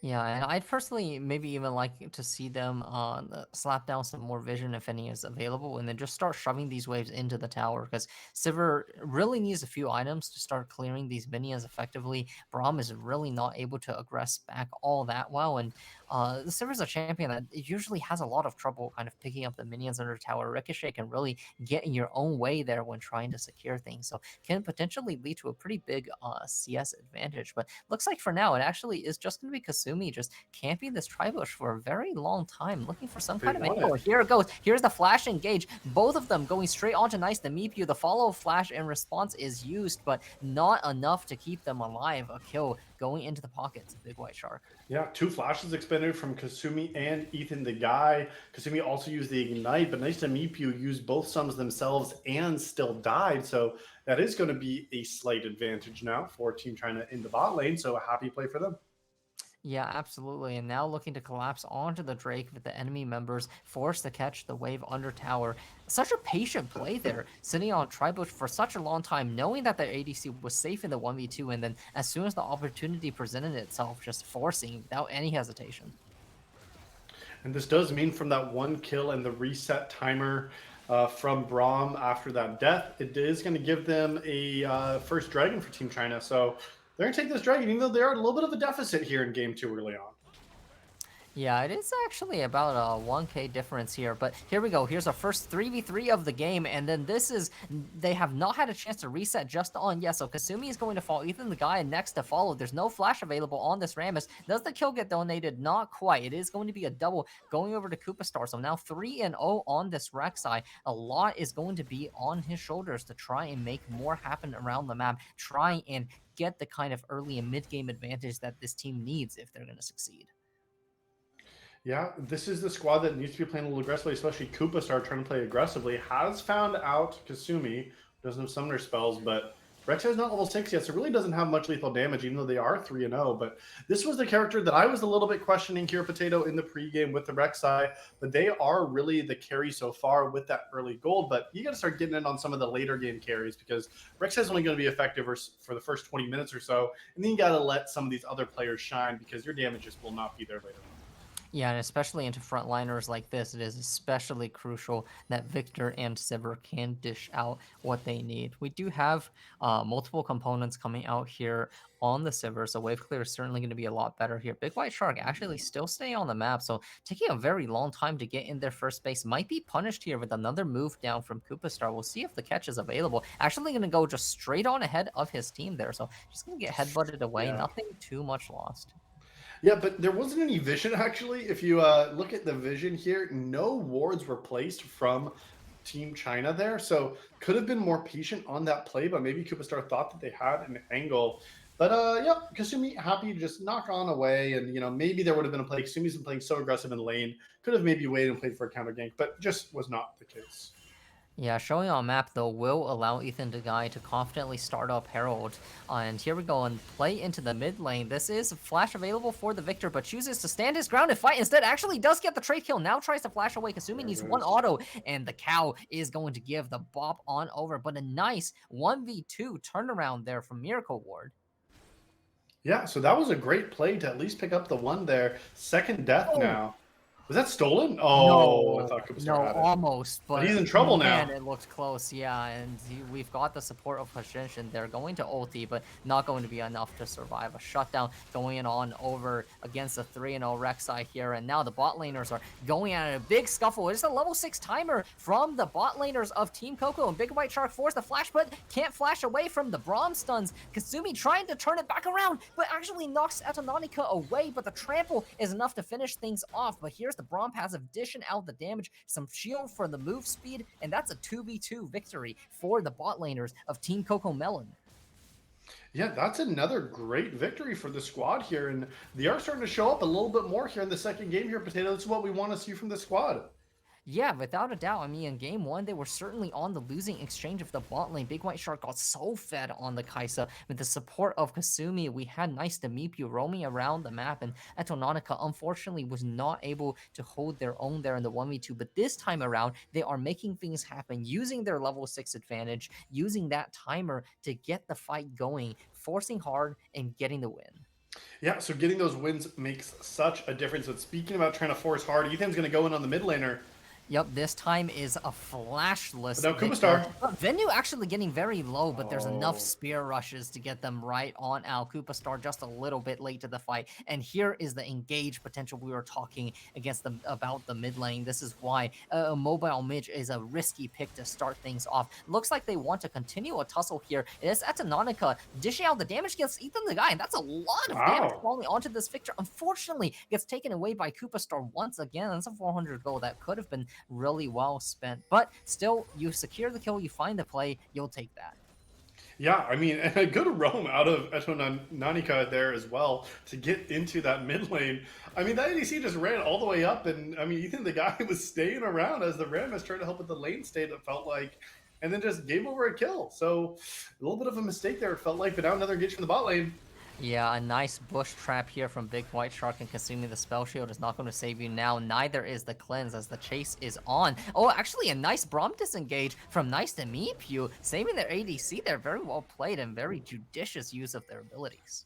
Yeah, way to go from this bot lane. I mean, we were a little bit worried here from this engage, and I mean, all of a sudden, Big White Shark and Kasumi, they burned everything so early, and then that's a Nanika not even using an ultimate, just kind of walked on out of there. Did have to burn cleanse, but I mean, it was okay just to kind of go ahead and just march on out. And Ash and the Alistar just didn't have much of a follow. Yeah, crucially though, none of the summoner spells available now. It is Herald dropped in the mid lane. It was the reset timer. I'm a little bit surprised that Team China does not choose to go for the Drake off of that. Sivers rejoining the fight here would have been late to the play. You had the Herald down on the map already, but now it looks like it's going to be Team CocoMelon's turn on the map, establishing some vision control around in the area, maybe looking for a play on mid as well. Yeah, some of those timers have been so small that like if you don't take it on the small timer you have, you basically give that timer over to the other team. However, I'm not loving. I mean, Kubastar definitely is one of the strongest members on the squad, but they're all down some farm here so far. Yeah, it is actually about a 20 CS differential, so this Rammus is absolutely clearing their way through the camps. But here we go. Nice to Meep You is going to get caught out just slightly here, getting the brunt of the CC. Miracle Ward actually also going down very low in this 1v1 against Venue. There's flashes from both of the mid laners, but it is going to be Miracle Ward on the losing side. Venue able to survive for the moment. Scar wants to find something, but the chase on Poppy is not too good. Big White Shark left on their lonesome. 3 stacks of the Braum passive, just needs one more, and the Sivir has got that one. This time around, the kill is donated over the Braum passive tags on Venue, and the snipe from Kubastar is going to take them down. Kashinshin and Kasumi scuttling back to their tower. The dragon was taken by Team CocoMelon, and the team fight is a win as well. Yeah, so CocoMelon Gaming still at a point where they're strong enough to take the team fights, even without a Victor Mythic item, even in that fight, still had the damage available. And ultimately, this squad of Team China was so split that they did not have all their resources committed at the same time on the same targets. And Scar, moving down from the top lane, just did such a great job at zoning off 2 members of Team China to let that fight stay split, secure the dragon for CocoMelon Gaming, and off the back of that as well, win that team fight like you're saying, Potato. So a great advantage from them, tying up the Dragons 1-1, and a pretty comfortable about 2,000 gold lead at this point between these two teams. But it's only 14 minutes in. The plates are just about to fall down, and Kasumi and Big White Shark are not stopping their aggression. Yeah, much better early game here to start off, but as we say that, there are plays being made on both the top and bottom side of the map. Scar invest their ultimate to try and disengage, but Ethan the Guy and Venue are relentless here onto the chase, onto the Monolith Poppy. There's the charm. It's actually going to be the Rammus picking that one up, but the 3-man play on the top side is good, and they're going to look to trade against this tower. But look at Kubastar now. Kubastar, even though you're 5-1, buddy, I don't think you can take these fights. Might be a little bit of trouble. Yeah, we saw what happened in the last 3v1, and I don't fancy their chances in this one. Has no ability for their team to join in for support. You can try and scuttle on away, but the spirit rushes are going to find you. And oh, I don't love that flash. Gets the shutdown regardless of that one. We do at least have a push coming across in the mid lane in exchange. But yeah, a little bit of a sloppy macro there from Team CocoMelon. Here comes the Enchanted Crystal Arrow fired off down towards the mid lane, but Etanonica is smart enough, backs off, does not get caught by the CC. Not going to get caught in that crowd control. But yeah, top lane play from Kubastar. I think they were trying to get to the top lane to pick up the wave, but then just got collapsed on from Ethan the Guy, and unfortunately gave another kill over.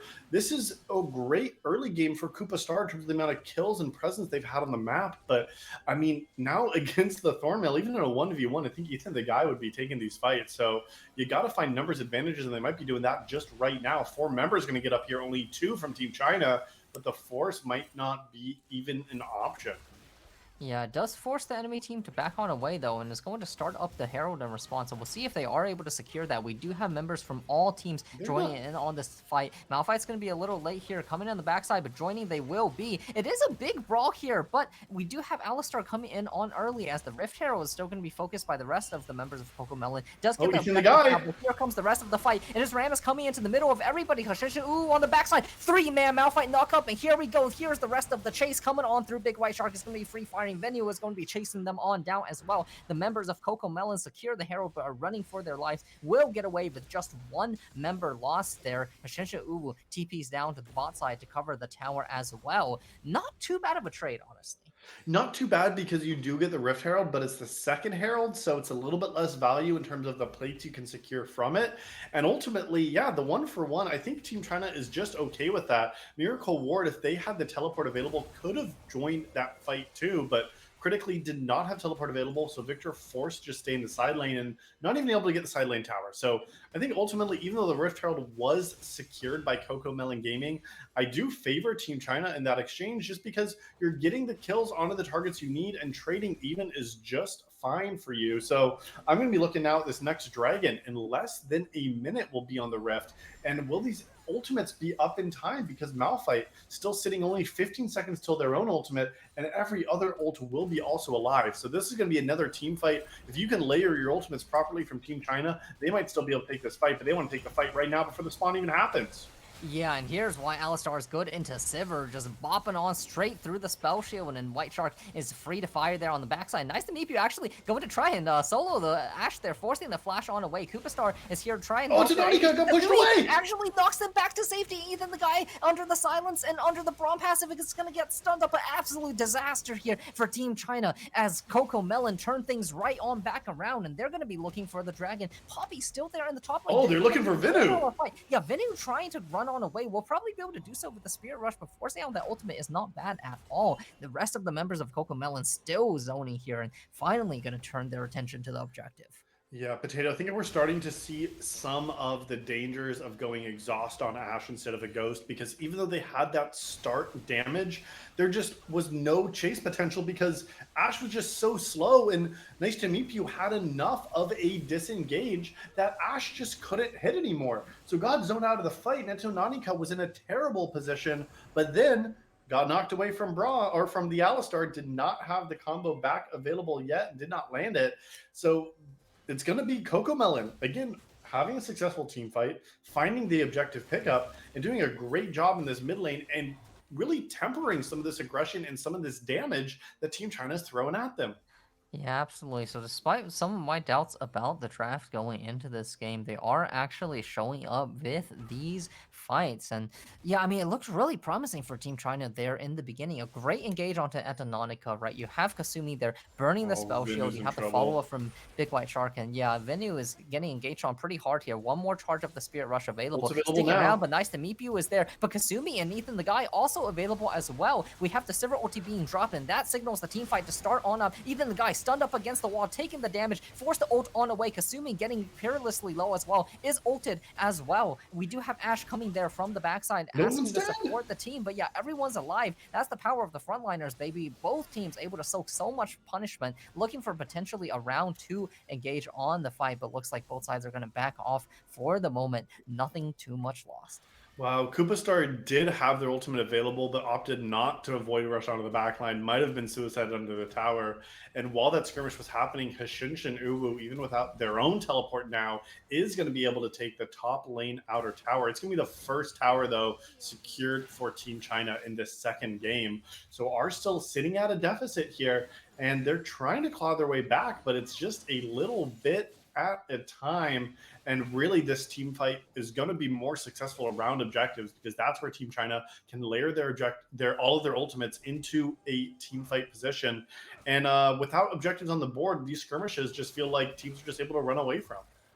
Yeah, and I really would like to see Team China play together a little bit more here, especially around these major objectives. In game one, we saw how effective they were when they were grouped together, able to use their CC layering to just get fights going and rolling. And in this second game, we have really not seen that as much. Hoshinshin Wu here on the Malphite, such a powerful engage tool, has not been in a lot of these fights. Crucially, that first dragon where they lost, it was Poppy coming on, and Malphite was only there at the end to watch the party. And in a lot of these skirmishes where Team CocoMelon have found the advantage, it's because they were able to either have some manner of numbers advantage or to be able to isolate various members and threats against Team China, and they use the peeling tools, the wardens on their team to be able to turn these situations around. But I think if Team China, if they start playing together a little bit more, assemble their entire team together a little bit earlier for these fights, I think we should see some more good things coming on out.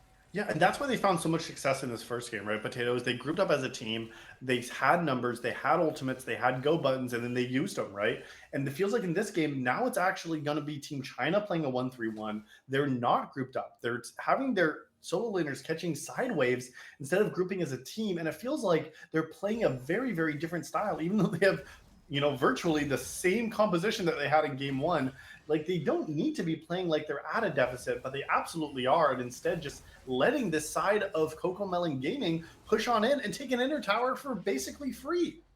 Yeah, and the push is going to be just so much more powerful coming from CocoMelon as well. I mean, you have Static Shiv Sivir already an insane pushing force, only going to be further amplified. And you have Victor versus Ari here as well as the mid lane matchup. And yeah, right now it's just CocoMelon getting the run of the map, just able to freely push these waves, move on around bot lane to top lane.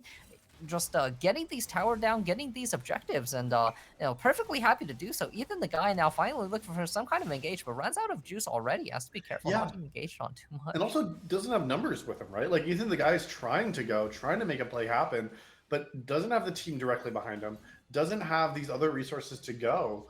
And yeah, like you're naming, just like giving them the map here. Now Ethan, the guy's going to be the one getting engaged on. Yep, there's the stun. We do have Kasumi flying on in as well, but Ethan down to 1 HP, dies to the Silver Boomerang. There's Big White Shark now under danger, gets a stun across the forest now. Nonetheless, TP is going to get interrupted by the Poppy ultimate, but probably would have even been a free kill under that instance. And now, with 3 members down from the enemy team, that's going to be straight to Baron for CocoMelon. Yeah, don't call it a CocoMelon comeback. This squad is turning online in game number 2.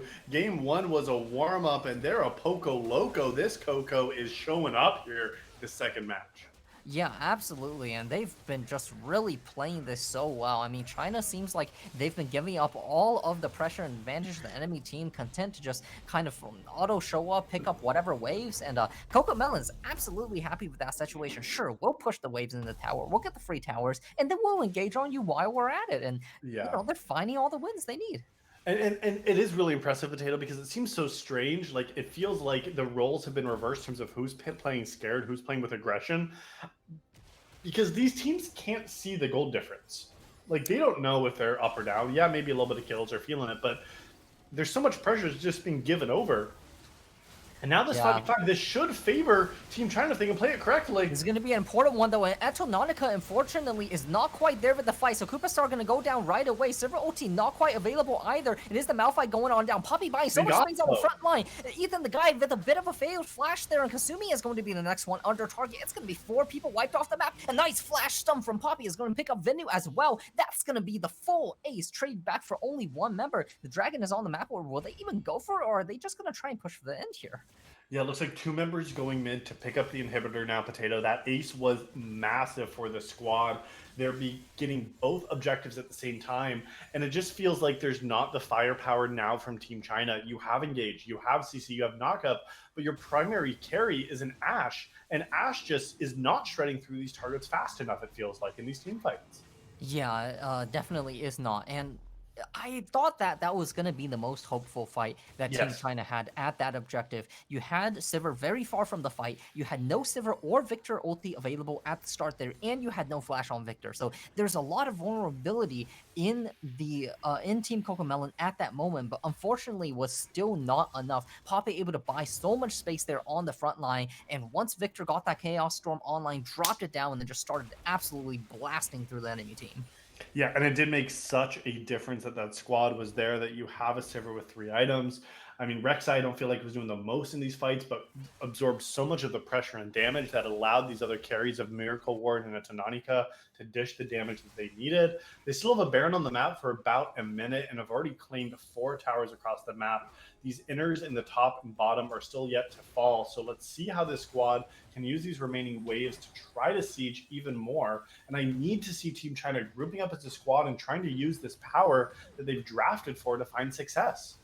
Yeah, and I think they really have to group up around the towers here. The wave clear from Team China is not very good, whereas on Team CocoMelon, it is extremely strong. So come together, get these towers off, start pushing towards the inhibitor. You have a bit of time left on the Baron. I want to see what they can do with the rest of the buff. Yeah, but even with 10 seconds now remaining, Potato, it looks like this Baron will not be used for anything more. Yes, they got the mid lane inner. Well, they even get the mid lane inner tower. They just got the dragon.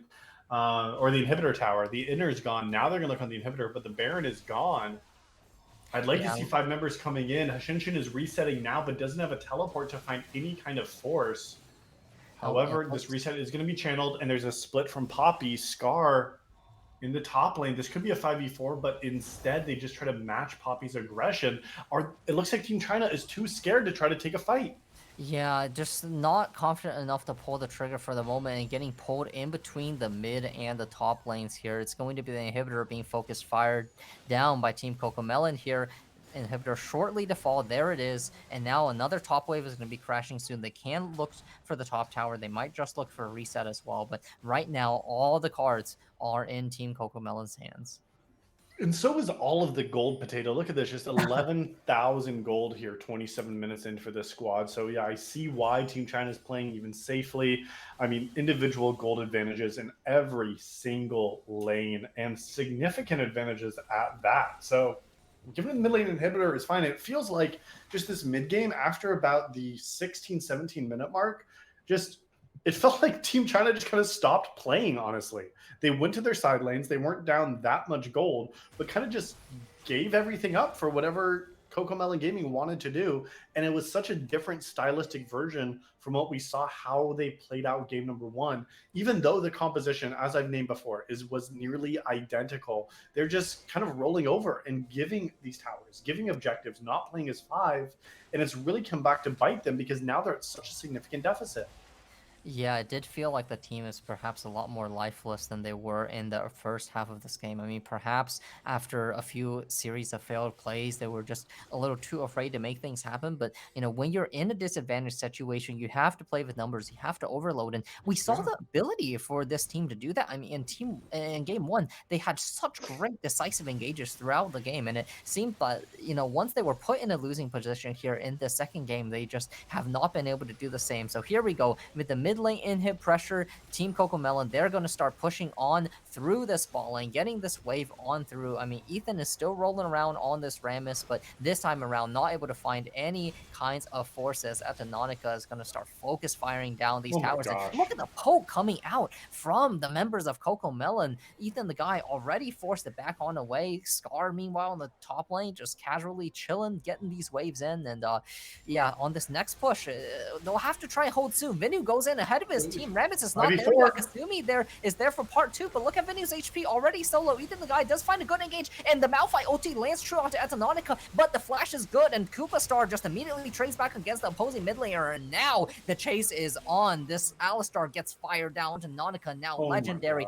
able to survive through all of that. Flash on now, turn the rest of the fight around. Big White Shark burning down to Leandries. That's going to die to that next tick, and that's going to be CocoMelon pushing on towards the Nexus towers. It's going to be one more desperate defense from Ethan, the guy, but punted straight back to his fountain. Malphite without an ultimate just is not a threat. Atanonica free firing. One more roll in from Ethan, the guy, but you imagine that's going to be the last one of the game. GG's get called out in chat. Nexus is going on down, and Team CocoMelon tie up the series. ties up the series 1-1. Potato. Game number one, just a warm up for this CocoMelon squad. Felt out the competition. CocoMelon had some adaptation, and I got to give them credit because it felt like they had the resources to do it this time. They tempered the aggression. They had the winning lanes enough. They had these opportunities where they were able to get the picks early on in the game, get the objectives, and just roll through that game. And when the 5v5 team fight came through from Team China, CocoMelon wasn't afraid and just stood and fought and won. And that's what it took to take this game back from Team China and tie the series 1-1. Yeah, absolutely. What an adaptation, what a turnaround, and what a great performance here in this second game. It really was a great performance out of CocoMelon to tie up this series 1-1. As we take a look now, I mean, we got to see what these teams are able to do because, we saw what happened last time. Team China won game one, CocoMelon won the next three.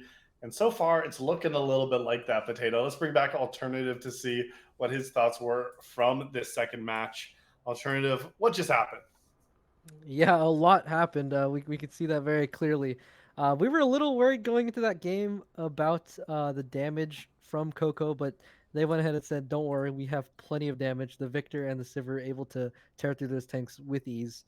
I think this game was so important for Coco.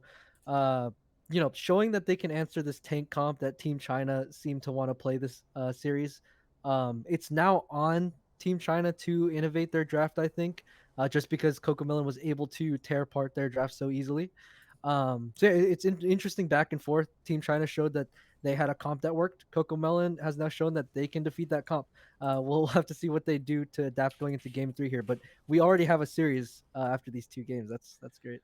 You're absolutely right. And it does feel like the winning team is okay to just say, all right, this works for us. And like you said, Team China basically ran identical drafts, at least compositionally, for games 1 and 2, but were not able to execute in game 2. Do you feel like that came down to what happened in the lanes, or was it the play style? Like Potato and I were talking about a little bit. What kind of happened there? Because it felt like Team China was playing a totally different game, even though they had like the same champs just on the opposite side of the map.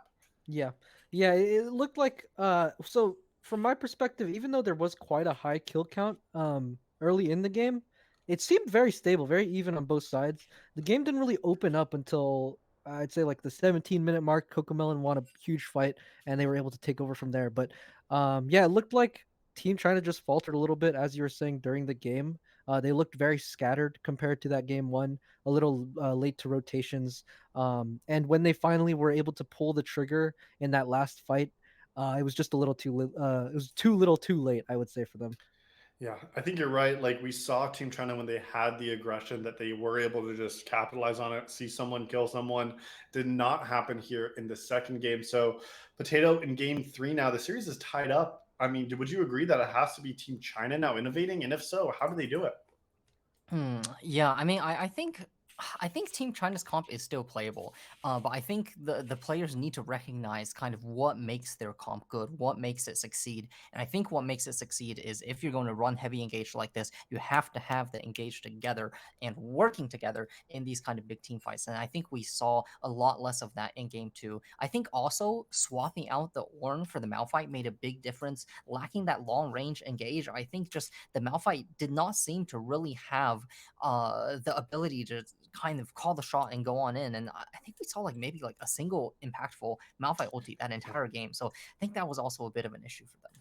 Yeah, I think that Malphite was a little bit of an issue, but I also need to like at least point out like it felt like Malphite was in the side lane for most of that game. Like it didn't feel like there was really an opportunity to fight it because they didn't really try to. It was my kind of take on what happened there. It felt like just the squad was not together, not cohesive, and then as 5 players, maybe they were playing scared. Maybe they thought they were at a bigger deficit than they were, but the advantages that they had felt like weren't taken either. And the confidence felt like a lot of that fell off. And I think that's why CocoMelon was able to steamroll. And we saw the last time of the series, these games only got faster and faster and faster. So Team China's got to go back to saying, hey, we got confidence. We can win these games. We are the number 1 seed for a reason and really need to show that again because this did not look like that kind of performance from Team China. Yeah, looking from that game too, they completely look like a different team. I'm hoping they're able to find that confidence again that we saw in game one. They were just so decisive. They played so well as a team, and that definitely brought them an easy victory in game one. Um, I am curious to see, how each team is able to respond to this because we've had the back and forth, two fairly one-sided games. I think the second game was a little closer for a little longer, but yeah, once CocoMelon got rolling, they were able to just completely take over. Yeah, so CocoMelon is rolling. The series is rolling as well. It is tied 1-1. We're going to take a quick break here as teams get set and settled for game number 3. And on the other side of this break, we'll be seeing if Team China is going to be able to adapt their draft, or if CocoMelon is going to keep on steamrolling this series in the grand finals of our Targon Cup, only on Style Esports. We'll see y'all in just a moment.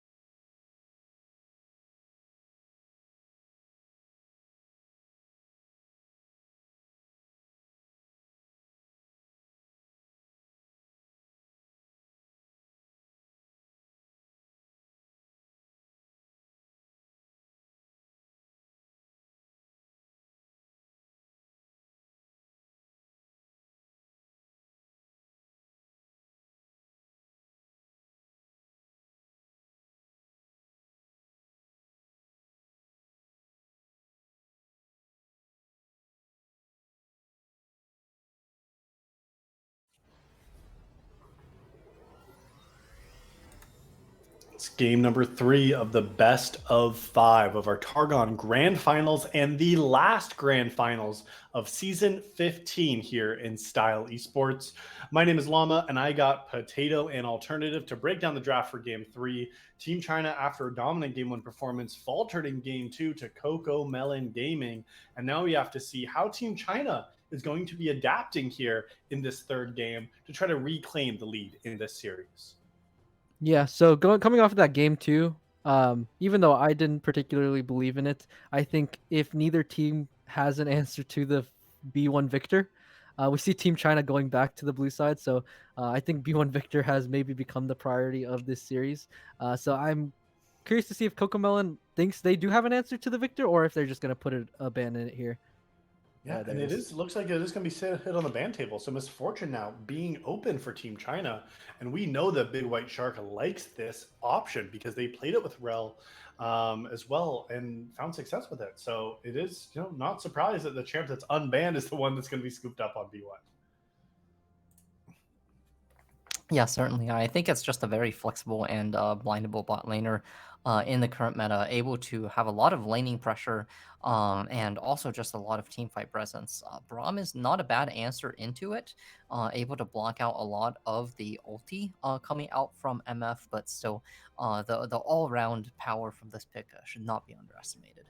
Yeah, and I am grateful that they pivoted away from the Azure alternative. It was something we saw in Game 1. I think Potato, liked the build to have it, but not ultimately what ended up going for. So instead of going to Xayah, are you liking this more? What do you kind of think now as we see a Xayah coming in? Yeah, I think the Xayah is looking good for CocoMelon here. They're playing, once again, another safe bot lane. They played the Sivir in the last game, Xayah, Braum in this game. So they're going to look to maybe play a nice stable lane, get the Xayah into the mid-late game to get her items and be able to put in that carry position. I am interested in this Nico pick. Could maybe play the same kind of role as the Victor. A pretty safe control mage type with some, very fun interactions, and we can see how the Nico's played out from there. And Nico, a very strong champion currently in the meta, has received a couple of tweaks and changes, but still incredibly strong with the Pop Blossom, especially can get onto an immobile target. It looks like maybe a no pick here. We'll have to see what that choice is going to be. It's going to be Cassante as the R3 choice or B3 choice as a blind top laner. But yeah, this Poppy, can definitely lock down targets with the Flash Pop Blossom, using things like a Hex Tech alternative to get into range here. Maybe a challenge with it, though, or the Proto Belt is what I'm referring to there. Maybe a challenge with it, though, is you got to be pretty close to the enemy to do damage. And CocoMelon looks like, with the Poppy pickup especially, is okay, with dealing some damage from close range. So, yeah, I'm interested to see how it goes here. Two alternative. What are you thinking in the first 3 picks now, Potato? Yeah, I think I think overall, both teams have a lot of tools at their disposal. I think one thing that will make this Nico pick a little more difficult than previously as well, though, is a recent change that came through where when disguised and casting ultimate, Nico will be revealed half a second earlier than before. So the members of CocoMelon, if they are aware enough, will have more time to react to that one. I'm also potentially a little bit worried about Xayah in terms of range in this game, because MF and Nico both able to team fight effectively from some manner of distance, or at least have a good amount of zone control. So I think Xayah will have to be fairly patient in this game against these first 3 picks that Team China has. Yeah, I think you're right about that zone control, and CocoMelon going to a similar draft that we've seen in these first 2 games, really with the priority on a Poppy, something that they have been picking up a lot of. I almost want to see Team China just go ahead, maybe they're going to pivot off of the Rammus in the second half. Maybe CocoMelon actually bans it, but it looks like the ban is actually going to be Soraka as the choice for the squad, is what Koopa Star is naming. And so Soraka on the ban table, Cassante picked up. We're seeing a couple of blanks here, but these picks have come through. You're right about the short range now too. So CocoMelon still yet to show where this Poppy is going. Have shown it in 2 lanes now. One with it top, lost with the jungle. Maybe a mid laner here is a blind pick, or probably going into Nico, right? Even though Vinu has shown 0 Nico and Swain as the choice. Yeah, I think I'm liking the Swain pick here. CocoMelon has a pretty cohesive team comp. they're pretty bruisery. They have the Zaya for late game insurance. But yeah, as you were saying, they are a little bit low range. So if Team China is able to find some, nice maybe ranged CC, they're going to be able to pump in huge damage with the Misfortune ult. Of course, maybe Ooh. negated by the Braum. But yeah, Syndra looks interesting here as well. So yeah, because that's basically because I was looking at Venu's OPGG and I typed in Nico and there were no results recorded for this champion. So I was a little skeptical. But now that we're seeing this here, Potato, does this mean we're going to see a Nico jungle or maybe support even? Yeah, it's possible on both counts, and technically, if J4 gets locked in, it still can be a two-way flex. But yeah, so maybe this is a Nico support coming out. That would be definitely a bit of a curveball coming on through. And I do like the Zac, a very powerful ganking champion, as well as one that can absolutely start taking over team fights later on. Yeah, that can be a massive team fight threat, which is something that Team China still wants to seem to be playing for with this current draft. They want to be team fighting, but I think it is going to be Kasumi piloting the Nico. They've paired the Misfortune in the past with the Rel, and that is something that is on the ban table here in this game. And so instead, other AoE lockup, crowd control, get some of that kind of damage coming in too. And yeah, I mean, that final answer, CocoMelon, not going back to Rammus, says, you got way too much ability power to deal with this time. We're going to pick up a Graves, but I don't think, at least Misfortune, I know, doesn't really care about the Graves as a marksman choice with that smoke shield, but maybe still has an opportunity to play aggressively because CocoMelon, Cooperstar had a good performance on that Rek'Sai game too. Yeah, so I think, as we said, it was on Team China to change up their draft, and change it they did. They're playing a completely different style here, it looks like. K'Sante still a big tanky frontliner, but much different than the Malphite and the Ornn, I'd say. Able to put on the backline threat, able to get in some damage as well. So yeah, Team China completely changed it up. CocoMelon also playing some new champions along with the signature Poppy they've shown in the series. I like the team comps coming in from both teams. It looks like it's shaping up to be a pretty interesting game here for us. Yeah, and it's funny, Alternative, you mentioned that like it is, a very different look for Team China in terms of just the champions being locked in. Do you feel like this is in fact a different style though? Because to me, it still looks like you got some frontline, you got some carries in the backline, and you want to be taking 5v5 team fights. Do you have a different read on how Team China might want to approach this third game? I think it is a little similar, but they need to be a little more creative with their angles, right? You're not gonna just be able to like Zac jump into a Poppy. They don't have like the Malphite Ornn like very very straightforward engage. K'Sante can't really solo engage, so they're gonna have to be very very creative with maybe the Nico transformations, the Syndra stuns from over walls and stuff like that. So I think it is quite a different playstyle, but in a similar vein, I think you're right about that. Yeah. No, it is interesting to see because Team China still seems to be looking for some of that wombo, for some of that combo. That interaction you named with the Zac into Poppy, I think is strange. That's like known as one of the hardest counter picks. Granted, they aren't taking it into the matchup, but at least in the game.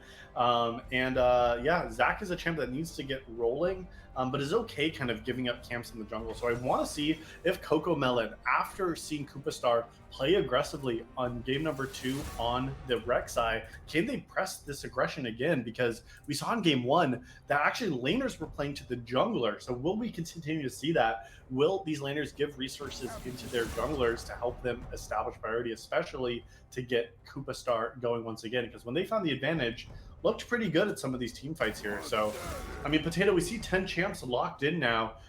Game 3, CocoMelon seems to be really prioritizing Braum, Poppy, some of these champs we've seen once again, or almost for the whole series. What do we see out of these teams as we're looking at game 3? Yeah, I think my eyes are drawn to a couple of pretty interesting interactions. One that was brought up before is picking the Zac here into the Poppy will be pretty difficult for this jungler, so we'll have to really keep an eye out on how effective these engages might be. On the other hand, I think having a swing into MF can also be a little bit difficult because Misfortune is perfectly happy to sit completely out of range of the Swain ultimate and just absolutely burn you down with the Misfortune ultimate in response, and Swain does not have the mobility to get out of that one. And the last place I'm looking here is in this jungle matchup, the Grave versus the Zac, because my impression is that Zach is not necessarily the most powerful early game jungler, and Graves is someone with a really great clear. So Yeah. I've seen instances before where if the Graves gets rolling, can absolutely start taking over the opponent's jungle. And into a Zach pick like this, I think that could potentially be a danger, especially if, as mentioned before, the laners are going to try and assist their junglers in their endeavors. Yeah, you're absolutely right. There are some dangers that I think CocoMelon is drafting for, and we've seen that when this team gets rolling, they get rolling. This is the rematch now between these two teams in this best of 5 grand finals of the Targon division. We're getting ready for a spectator delay, and then we'll be on the rift for game number 3 here of this best of 5. Thanks again to Alternative for joining us here for some of the draft talk and the post game. We'll see you after this match. And meanwhile, we will take a quick break while you get your predictions in on who will win game number 3, Team China or CocoMelon Gaming. We'll find out together in just a moment.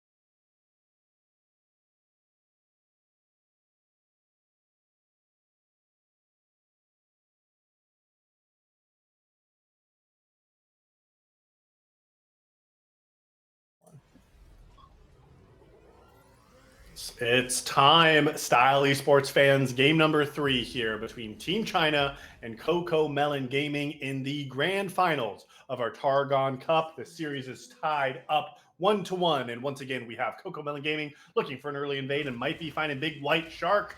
Oh, yeah, there's the CC chain landed on all 3 CC abilities coming on out. First blood over to Hetononica, and you know what didn't work in game 1 this time around is very effective. If at first you don't succeed, try again. And CocoMelon Gaming learned that lesson themselves and said, hey, we're gonna pick up a kill here, and that means Etonanika coming back to lane with another longsword potato. That's gonna be a deadly lane now. Yeah, I guess fortunately for them, Braum is not the most kind of lane bully forcing sort of champion, and I think Kasumi on this Nico will be pretty happy in this matchup against a melee warden and a short range ADC. So potentially the bot lane here can still get some things going on. Looks like actually Nico's gonna disguise as a minion right here on this very first wave. So we'll have to see if that pays off with anything. Yeah, it's gonna just reveal themselves right away. So maybe not quite. Maybe not quite. But it does make you think differently. You know, I know Alternative was excited to see this pick, and seeing Kasumi piloting it, I think, is very interesting. But yeah, it definitely provides a lot of crowd control. You don't see it support quite as often as you do, at least in the mid lane and maybe even jungle a little bit. But still has a lot of presence, a lot of crowd control, and especially when you can just change into different things, it makes the enemy team have to just think a little bit more and a little bit differently, and that can be the difference maker in these fights. Yep, definitely have to engage your awareness meter a little bit more than usual. And you gotta count especially when minions? Like, what the heck? Yeah, I mean, who thought of that as an idea? But no, especially later on in these kind of subsequent team fights when things start to get chaotic, it's so easy to slip up and overlook some detail or the other, and all of a sudden you got a big pop blossom over your entire team, and things are going to be a lot less friendly for you when that happens. Yep, absolutely. But that is really gratefully a level 6 problem for CocoMelon. But this is very much a level 6 team that Team China has drafted. Once you start getting some of the unleashed power available from Syndra, you got some bouncing coming out of the Z money in the jungle. That's when you start to see these champions come online. And this is where Team China wants to be fighting as well. So feels like in this early game, not too much early aggression quite yet, with the exception of the level 1 that CocoMelon Gaming claimed. But I do want to see now how the influence on these other lanes will come through. I like having Graves paired with Braum. There's another person to proc these concussive blows. So hopefully there's going to be an angle to just really capitalize on this immobile bot lane of Big White Shark and Kasumi. Yeah, and despite that early kill going on over, it is actually the bot lane of Team China here getting the advantage. We are seeing kind of what we were talking about earlier, how there's just a nice range discrepancy here, and Big White Shark here on the Misfortune consistently landing these double up bounces against the enemy bot laner, burning through all 3 potions and staying at a nice HP advantage. Now even proccing the Guardian, the Xayah Braum starting to feel the pressure a little bit. Yeah, and Xayah Braum, also not known as one of the most aggressive pairings for the bot lane.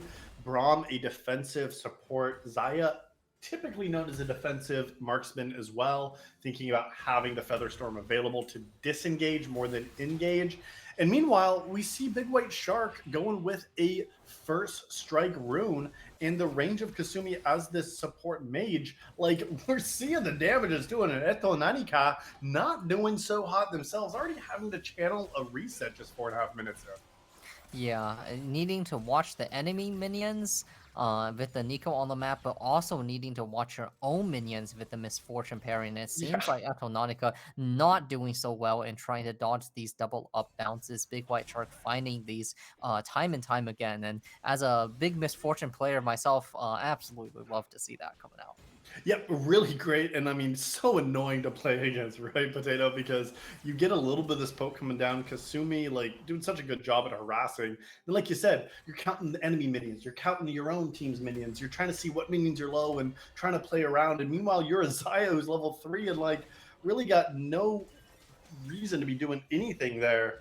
And so instead, it forces the reset. The Noon Quiver is completed, so it looks like an early Kraken Slayer for this Xayah once again. But Lethality build going to be the choice for Big White Shark and could be pretty potent later on. Yeah, definitely the typical build for Misfortune here, and also just offering, again, so much laning power here. If we thought the Q bounces hurt before, try that same thing now, but with the Dirk, and you'll quickly find the enemy is going to be losing a significant amount of HP here, and also just amping up that ultimate damage so much. But here we go, a big brawl in the top lane, a nice unstoppable from Unshinshin there, bringing out the ulti and bringing it down against Scar. Just 4 members taking this Mountain Drake here, so at least a good response here from Team CocoMelon. Either the guy maybe looking for one of those instant Zac Leap steals? Nah, I'm not gonna go for a Koopa Star, able to secure that one. Nice timer on the map there, taking the objective, but at the cost of a fair amount of HP. I mean, we see Braum already getting chunked down pretty low here. Big White Shark wants to look for it, but the Braum passive is going to get procced. And that's actually, damage. that's going to be at Tanonica with the cleanse value, actually almost taking down Big White Shark there. Does have to be very careful. The one win condition for the CocoMelon bot lane revolves around that Braum stun. So you get tagged, and it's going to be rough going for you. Yeah, I thought they might have had the lethal. Maybe a Tonanika could have played a little bit more aggressive with the flash, but ultimately did not seem to have enough lethal damage. But he's going to be happy with taking both a Big White Shark summoner spells there, so that's just fine. And these 3 members will get spotted out on the ward. So Ethan, the guy, trying to play a little bit of vision, but Swain coming down, dropping the W, will give away a big. Yeah, Giga Value board right there ends up also giving a free Swain stack. So you'll take those passive stacks as they come available. But that'll also give Koopa Star the information he needs as far as where the enemy jungle is going to be for the next few moments. Looks like, though, everyone going to return to their regularly scheduled laning. Fortunately, Big White Shark did still have those 3 potions that they started the game with. So able to heal up nicely from that engage, but will be down both summoners. No, down both summoners. Team China is also down that first dragon, but they are at a gold advantage thanks to the top lane solo kill, as well as the extra 10 farm in the mid lane matchup that this Syndra has over Swain. But level 6 is now starting to hit the rift now for a lot of our solo laners and soon to be our supports. Koopa Star already hitting level 6 in the jungle themselves too, up significant farm. So now's when I want to see more plays coming to happen, and it might be starting out first in the top lane. Yep, there's a play for you. Scar with the flash stun against the wall there against Hashinshin. Hashinshin goes all out now, trying to turn things around. Ethan, the guy is there to support. The flash, Zac is going to land the CC, and there's the Zac ultimate. Hits level 6 on by himself as well. Koopa Star actually getting quite low, does not have the collateral damage available. Force the flash on away. A nice counter play and a great turnaround from the top jungle of Team China. Yeah, a great turnaround like you just named there, Potato, from this top jungle play. The level 6 in the bot lane mean another fight. Not going to be any lethal damage, but still very, very high value and very lethal damage as well. So we'll have to see now on this crash.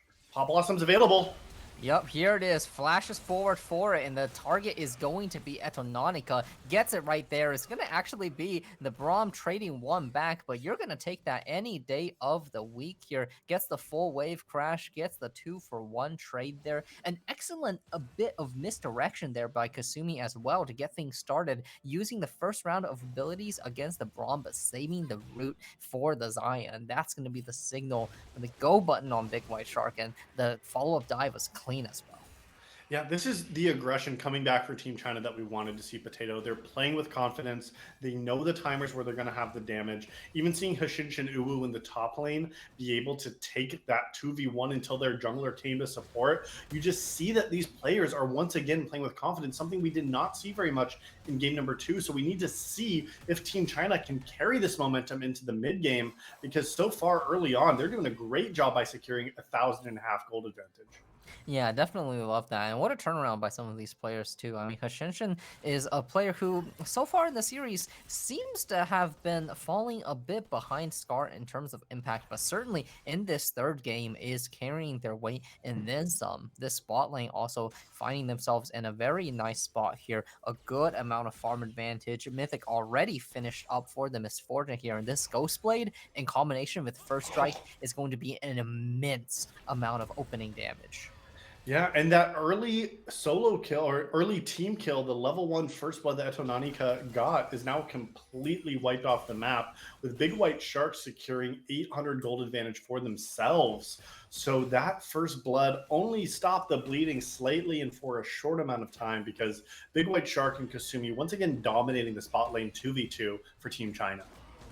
Yeah, and it's actually been a lot of back and forth for these two bot lanes across the 3 games. It was Big White Shark gaining a big advantage in game 1 and so far in game 3, but Etonanika was the one coming out ahead in game 2. So we'll have to see how the rest of this game closes out. The first Mountain Drake was secured by CocoMelon, but looks like Team China not willing to let the second one go, getting out some early vision. Kasumi looking for a nice tricksy play there into the mid lane, drops Oh, they Ignite got lethal. onto Miracle Ward, and the Syndra unleashes the power straight into the back of the Swain. That's going to be one mid laner not available for the next 25 seconds. With 25 seconds on the mid lane death timer, this might be the timer for the side of Team China to play for the Dragon. Hasn't been started up quite yet, but they're definitely posturing for it. And the one member is the only member that they need off the map to secure this objective and tie up the Dragons. Looks like it's going to be 1-1. Yeah, it is. TP is available a few seconds before that comes up, but we'll most likely need to catch that mid wave. And yep, there it is. Goes straight for the tower instead. So going to give up the objective. And it's going to be a Chemtech secured. And Another all-out Cassante. Again, going against the Unstoppable! once again, timing that Unstoppable so perfectly. Now ghosting under the tower, but the reach is not there. Actually, one more tower shot gets him very low. So not finding the kill quite just yet. Expending the ghost there. A nice survive from Scar, but still a great mechanical display from Hashinshin Uwu here. Yeah, great job on this Cassante. This is a blind pick Cassante as well, picked up on B3 and found a lot of success in the lane, sitting 1-0-1, but at a gold equality in the top lane here. Yeah, Miracle Ward now maybe in a bit of trouble, does end up flashing away for safety, and now Koopa Star, nice to meet you. I think they want to turn things around. Zach gets out just in time, but Kasumi is caught on the backside. Winter's Bite will hit, and the Pop Blossom is not going to mean anything as Miracle Ward says, thank you very much, I will take that. Yeah, Pop Blossom, but it is the Nico being popped. Maybe biting off a little bit more than this Nico could chew. This does mean with the Rift Herald that was claimed from Koopa Star, they will be able to drop that off in the mid lane. And Koopa Star, a player that we thought was going to find more of an advantage on this Graves, has found the Herald, but not much beyond that. Now, Ethan, the guy looking for a fight, but it's a 2v3. Yeah, 2v3. We'll see if they have enough finishing power. Nice Braum Shield blocks the tail end of the Central Ultimate, and now it's going to be the Braum passive coming on through, and that's the power of numbers, baby. Nice to meet you. Getting in their team advantage. The Swain Claw very barely misses. Look at Big White Shark. Down to 1, but doesn't quite end up getting finished now, and now Big White Shark is on the chase, trying to find the finish on the Koopa Star. Will flash for it. Needs one more hit and invest the ultimate, but, you know, a kill's a kill. Does get that pick up, so a bit of over-aggression and catches for both teams there. Ultimately, though, walking away fairly even in kills, just getting that one Herald crash. The one Herald crash at least does give a couple of plates over, so Koopa Star investing some of that gold. And interesting, I have seen now this Trinity Force completed for Graves, so opting for a little bit more of a hybrid approach with a Sheen proc, not typically the previous mythic the Graves would go, but with the Triforce buff, seems to like this as an option with the bonus damage you get from the Sheen as well as the stats you enjoy, ability haste, health, attack damage as well. Like, you know, Graves opting for that choice as their mythic item. Yeah, fairly interesting. I mean, I have seen Trinity Force coming out as more of a common option for certain characters lately, as Big White Shark actually going to be teaming up with Kasumi here very nicely, but a nice turnaround play from Etonatika. What a clutch Feather Storm there to survive and get the kill, and now Nice to Meet You is going to start whacking mono-a-mono with Kasumi here. The heart is the strongest muscle, but Braum is about to show some strength of his own, giving an absolute beatdown against the Nico here. Etonatica does get traded on back, stepping a little too close to the fire. Flash is being burned here on the top side as well as a brawl across the rift. But ultimately, a 1-for-1 in the bot lane is all the trading that's going to happen. Yeah, I thought that was going to be a great play from Kasumi and Big White Shark, but we also now are recognizing some of the pitfalls of this champion because Xayah, with the Featherstorm available, just dodged the damage and dished it out themselves with their mythic completed now too. Oh, but now we see the guy trying to 2v2. Yep, it is going to be a 2v2 the Zac. Yes, the CC started, but not quite CC'd under tower. Scar will charge himself into the tower, though. Minion wave will fall, so that will signal the end of the diving. Here comes the rest of the team to reinforce a nice CC layer straight onto Koopa's Star. That's going to be the bullet time, sending the man with the shotgun back into his fountain. And now that's going to be the pickup. The Herald spawning might be the objective next in their sights. Especially with that roam up from Big White Shark, it felt like that means that they are going to be looking for the top side play. But Zac went to their bot side. Oh, never mind. Zac's resetting. Teleport coming down to the bot lane for Vinu, actually committing that to catch the bot wave. So even after that pick, opting to not take the Rift Herald right away. And now with 45 seconds until the Dragon timer, we'll see if Team China will have enough resources to take this next fight, because Big White Shark is still sitting on their ultimate cooldown, still over a minute until the bullet time is available. So that is not up for the Dragon spawn. We'll have to see if Team China still wants to take this next fight. Yeah, and that's such an important cooldown for this kind of Misfortune build as well, especially into a comp where she doesn't necessarily want to get too close to the enemy champions. We do have TP coming on mid from Miracle Ward, starting to look for this objective. The jungle and support are going to find each other into the river here to start things off. Kasumi looking for a root, not quite going to hit it. Some nice footwork from Nice to Meepu there, and now it's going to just be a few waves traded. Actually, Big White Shark looking for a reset here on the timer, so confident that the Dragon's not going to go down in the meantime, but both teams are certainly going to be posturing for it soon.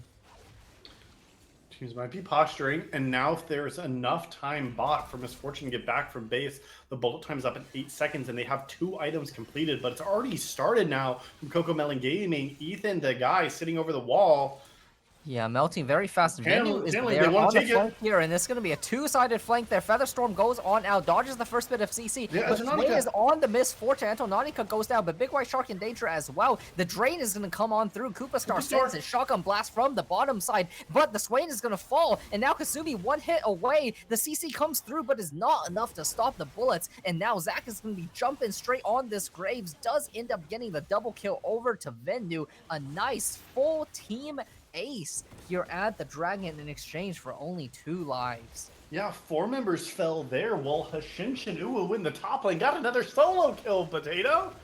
Yeah, this Cassante is absolutely showing up here, getting the solo kill, pushing down the tower as well, and Scar, who was so effective on the Poppy previously, completely neutralizing the Malphite, is now going to be biting the tail end here. 0 and 3 now, and is that 3 solo kills actually?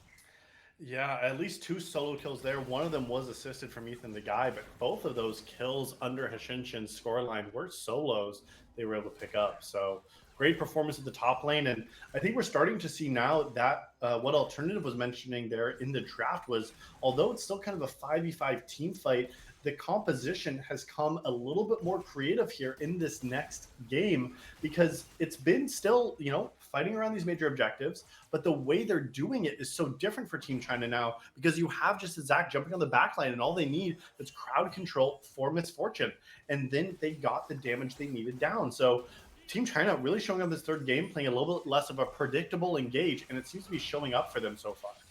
Yeah, and I love the positioning and setup here that Team China has been showing, but hold that thought. Kasumi is going to get CC'd up a mighty amount there. Oh, but look at that ultimate turns it straight around. Big White Shark getting 1 in response in a 2v3, and here comes Hashinshin from the bot side. Zac jumping on in as well. Koopa Star wanting to find it, does have the collateral damage available, but does not fire it off. Force the flash for his life there, but caught in the middle of the enemy jungle, will end up scooting right over the jungle wall. But even the guy wants to look for it, does land the Q, does not have the second auto just quite yet, though. Miracle War doing a great job of kiting away for the moment. Vinny wants to turn it around, does unleash the power. Zach goes down into passive. Miracle War trying to drain him in a warming 3. A nice flash away from Big White Shark and turns it around. Getting the kill there against Etononica. The Zach will finally fall to the burn of the Swains. Leandri's here, but Venu and Hashinshin are certainly going to turn down this Swain, or are they? That's a lot of HP drain. Does get another pull on in, but looks like they're done playing games for now. One more bot from Big White Shark is going to take down Miracle Ward. Another action-packed series of events on the Rift, but once again, Team China finding the advantages. Team China found the advantage. Scar was not even at that play at all. Instead was taking a tower in the top lane. But after that play mid, a good punish from Big White Shark onto Etononica, flashing the Feather Storm to get the Hail of Rain to take the kill down. So was able to make it rain on top of Zaya to get that kill. And meanwhile, that little jungle play in the river looked a little bit spooky because I thought Miracle Ward was going to have enough sustain, but still only one item for this Swain. But you're starting to see how scary this can be from CocoMelon's side. If they are able to scale up, they have threats. They have ways to win. They have extended fights they can take, but Koopa Star is going to be in trouble.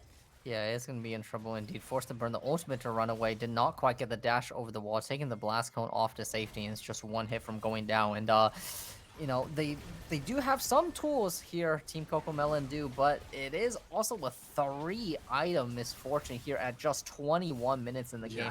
Absolutely a menace against the enemy team, and how can they approach this Baron? Well, it looks like Poppy Ultimate is going to be the starting signal there. Punts the jungler right on out. Miracle Ward wants to drain on in, but look at it. It's the bullet time layering over the enemy team, and a nice Pop Blossom as well. Venu flashes forward for the follow-up. Hashinshin, ooh, gets a solo there on the top side. Looks to turn onto the Zaya, wants to find the Q3 pullback and does do so. There's the CZ chain going on down. One more to pick up here is the Braum. Nice, the Meepio is going to go back. Venu is going to pick up the ace, and that's going to be a clean turn right back onto the Baron.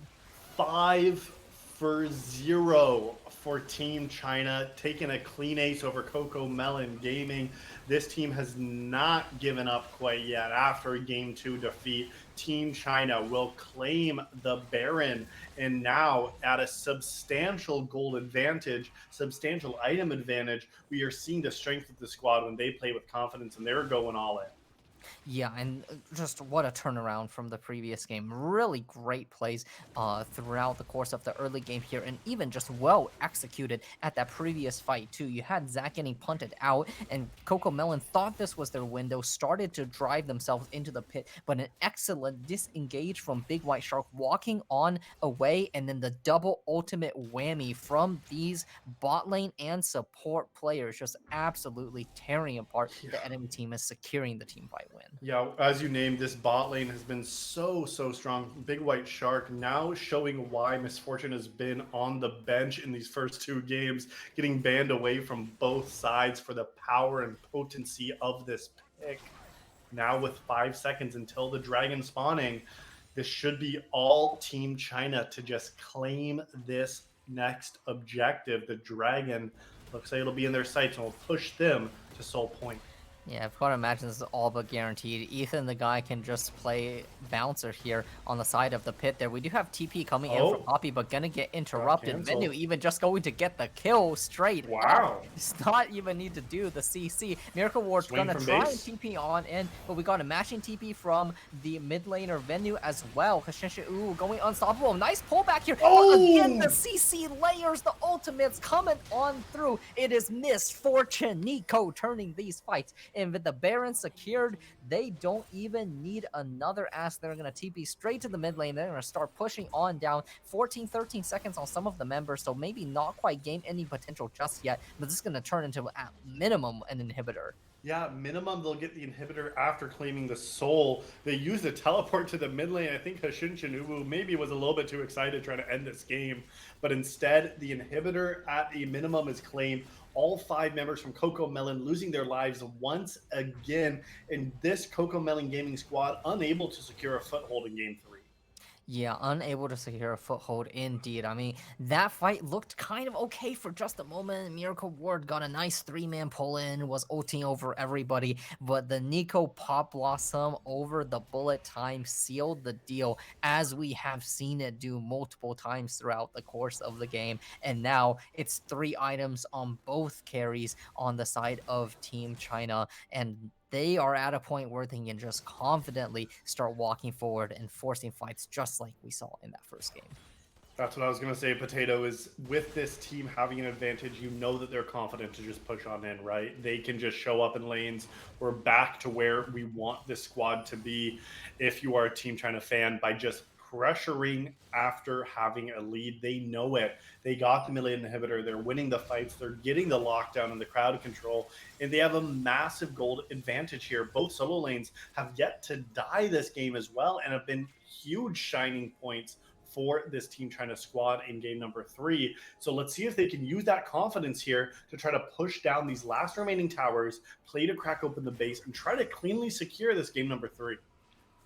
Yeah, and it is a little more difficult to get these sieges in without the Baron. We do have a few desynced back timers, but looks like they're going to slowly start accumulating their members. The bot lane tower is going to be the next look for them. We've got Ethan, the guy, directly just diving past the tower, getting the flash and ulti away from Miracle Ward. Seems like a very, Swain is very afraid here of what might happen to him should he stay around in the area. There are 4 members here collapsing on low, and there's no TP available. The Nico is very far away as well. The Zack's going to get rooted up and taken down into the passive. Flashes over the wall. Collateral damage not quite going. Oh, big white shark! But a nice, oh big my white God, shark! look at that damage! Look at the damage from Misfortune. And now there's Kashinshin finally able to make their way to the team fight. All out, going to pick up 1, pick up 2, and pick up 3. The double kill from the Cassante there and launching the Grave straight back into their team. And that's gotta be a GG. You imagine what a turnaround. It looked like their fight to have, but with 3 people over the wall, Big White Shark saw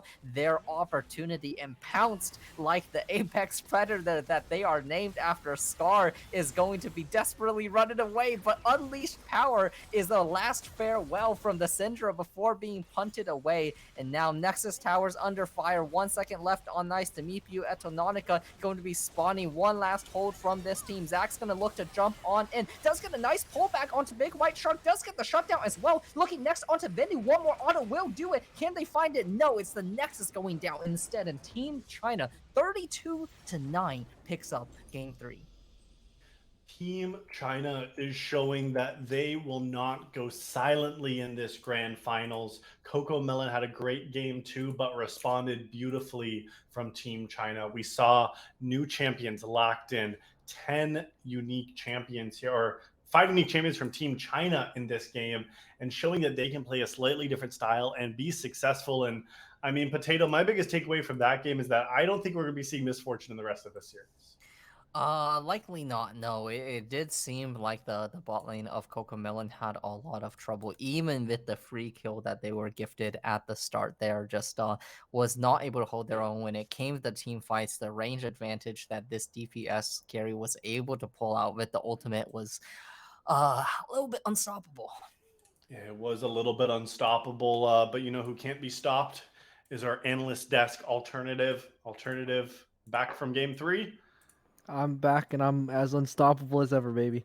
Hey, well, hey, you know else can't be stopped was this Team China, man. They're not going to roll over after they got that reverse 3 losses last time these teams matched up. How did Team China do it?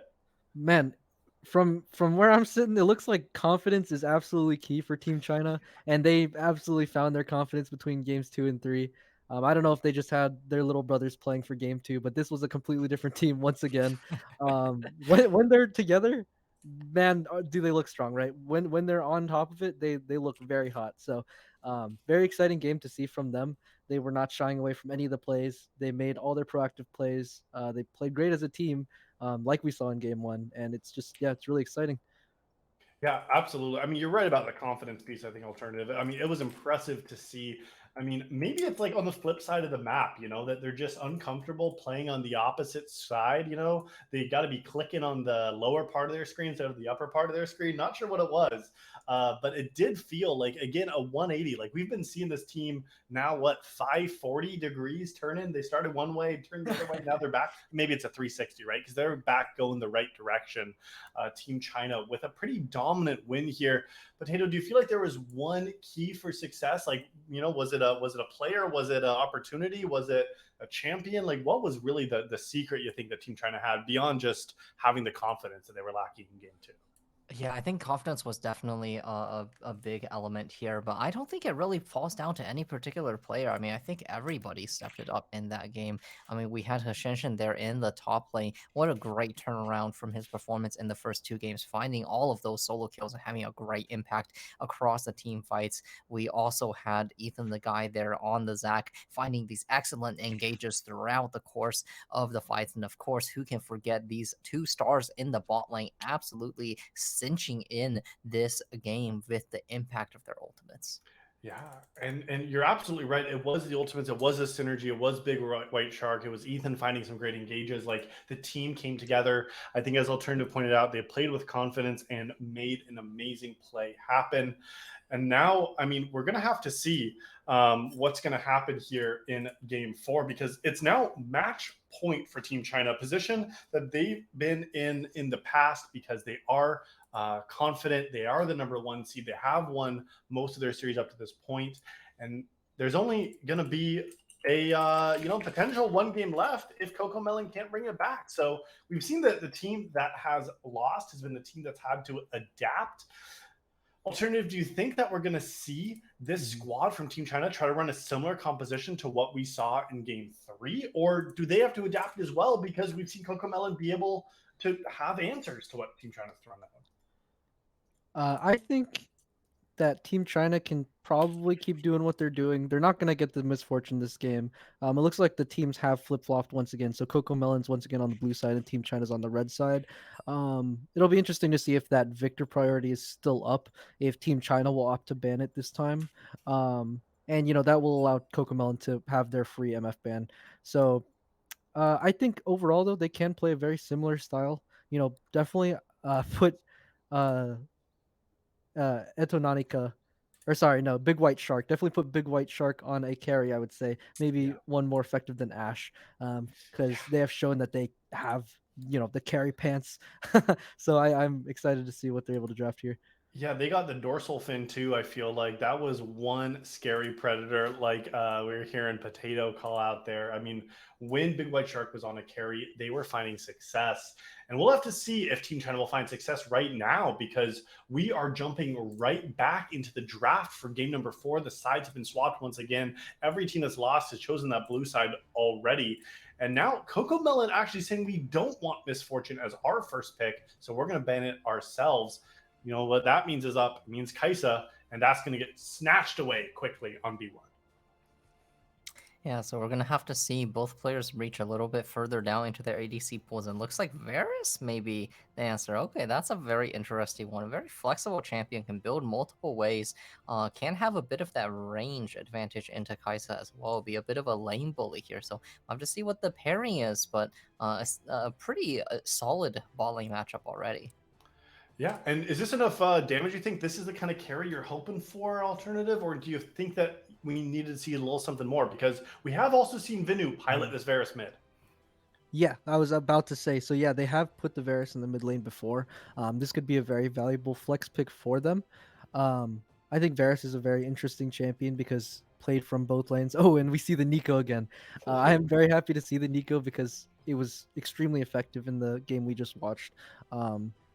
It was clear that they were able to pilot the Nico very well and play around that. So regardless of if the Varus is bot or not, I think Nico is a good, strong pick, depending on what CocoMelon are able to answer with it. Oh, I want to see something like Blitzcrank. I think that would be a great choice so far into this Varus Nico option. But it looks like maybe Rakan the choice for CocoMelon. So, I mean, I do expect Team China to maybe hold. Ooh, Lulu actually the choice, playing an Enchanter again, not the Braum choice. But Lulu Kaisa, I don't think that's much of a lane, is it, Potato? Not particularly, and I don't particularly love this pairing either because Lulu usually is an enchanter that wants to stick with their carry, right? And Kaisa is a champion that's going to be diving into the backline at some point. So it's going to be very hard for these two champions to play together at certain points of the game. I think that might end up having an impact. I personally would have much rather seen something like the Nautilus, like the Blitzcrank coming out, offering some CC to pair with the Kaisa and some catch potential against these fairly immobile and vulnerable champions on the enemy team. Yeah, and looks like the lockdown for that immobility is going to be the Jarvan the fourth as the choice for Koopa Star this time. And I mean, alternative, is there a world where we just see like Kaisa versus Varus mid, like that neither team has shown their mid laner yet? Because as Potato's naming, Lulu wants to be next to a carry, and maybe they're going to pick kind of a back lane carry here and let the Kaisa go mid. Is that an option? Yeah, in this meta it definitely is. Kaisa and Varus are both seen in the mid lane pretty frequently. I think that would be an interesting option.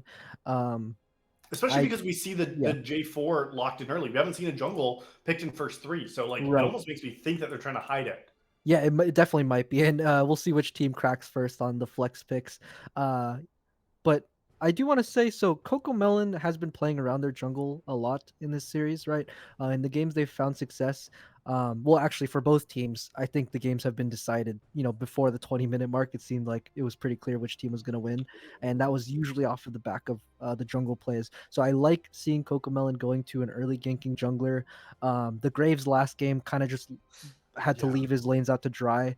And also was behind, like didn't even have the CS match, right? Like, yeah. No, yeah, I think you're absolutely right. Like, yeah, the early ganking hopefully is more successful because we saw it happen in game 2. But yeah, Graves did not seem like a great choice. So I like the J4, like you're pointing out here.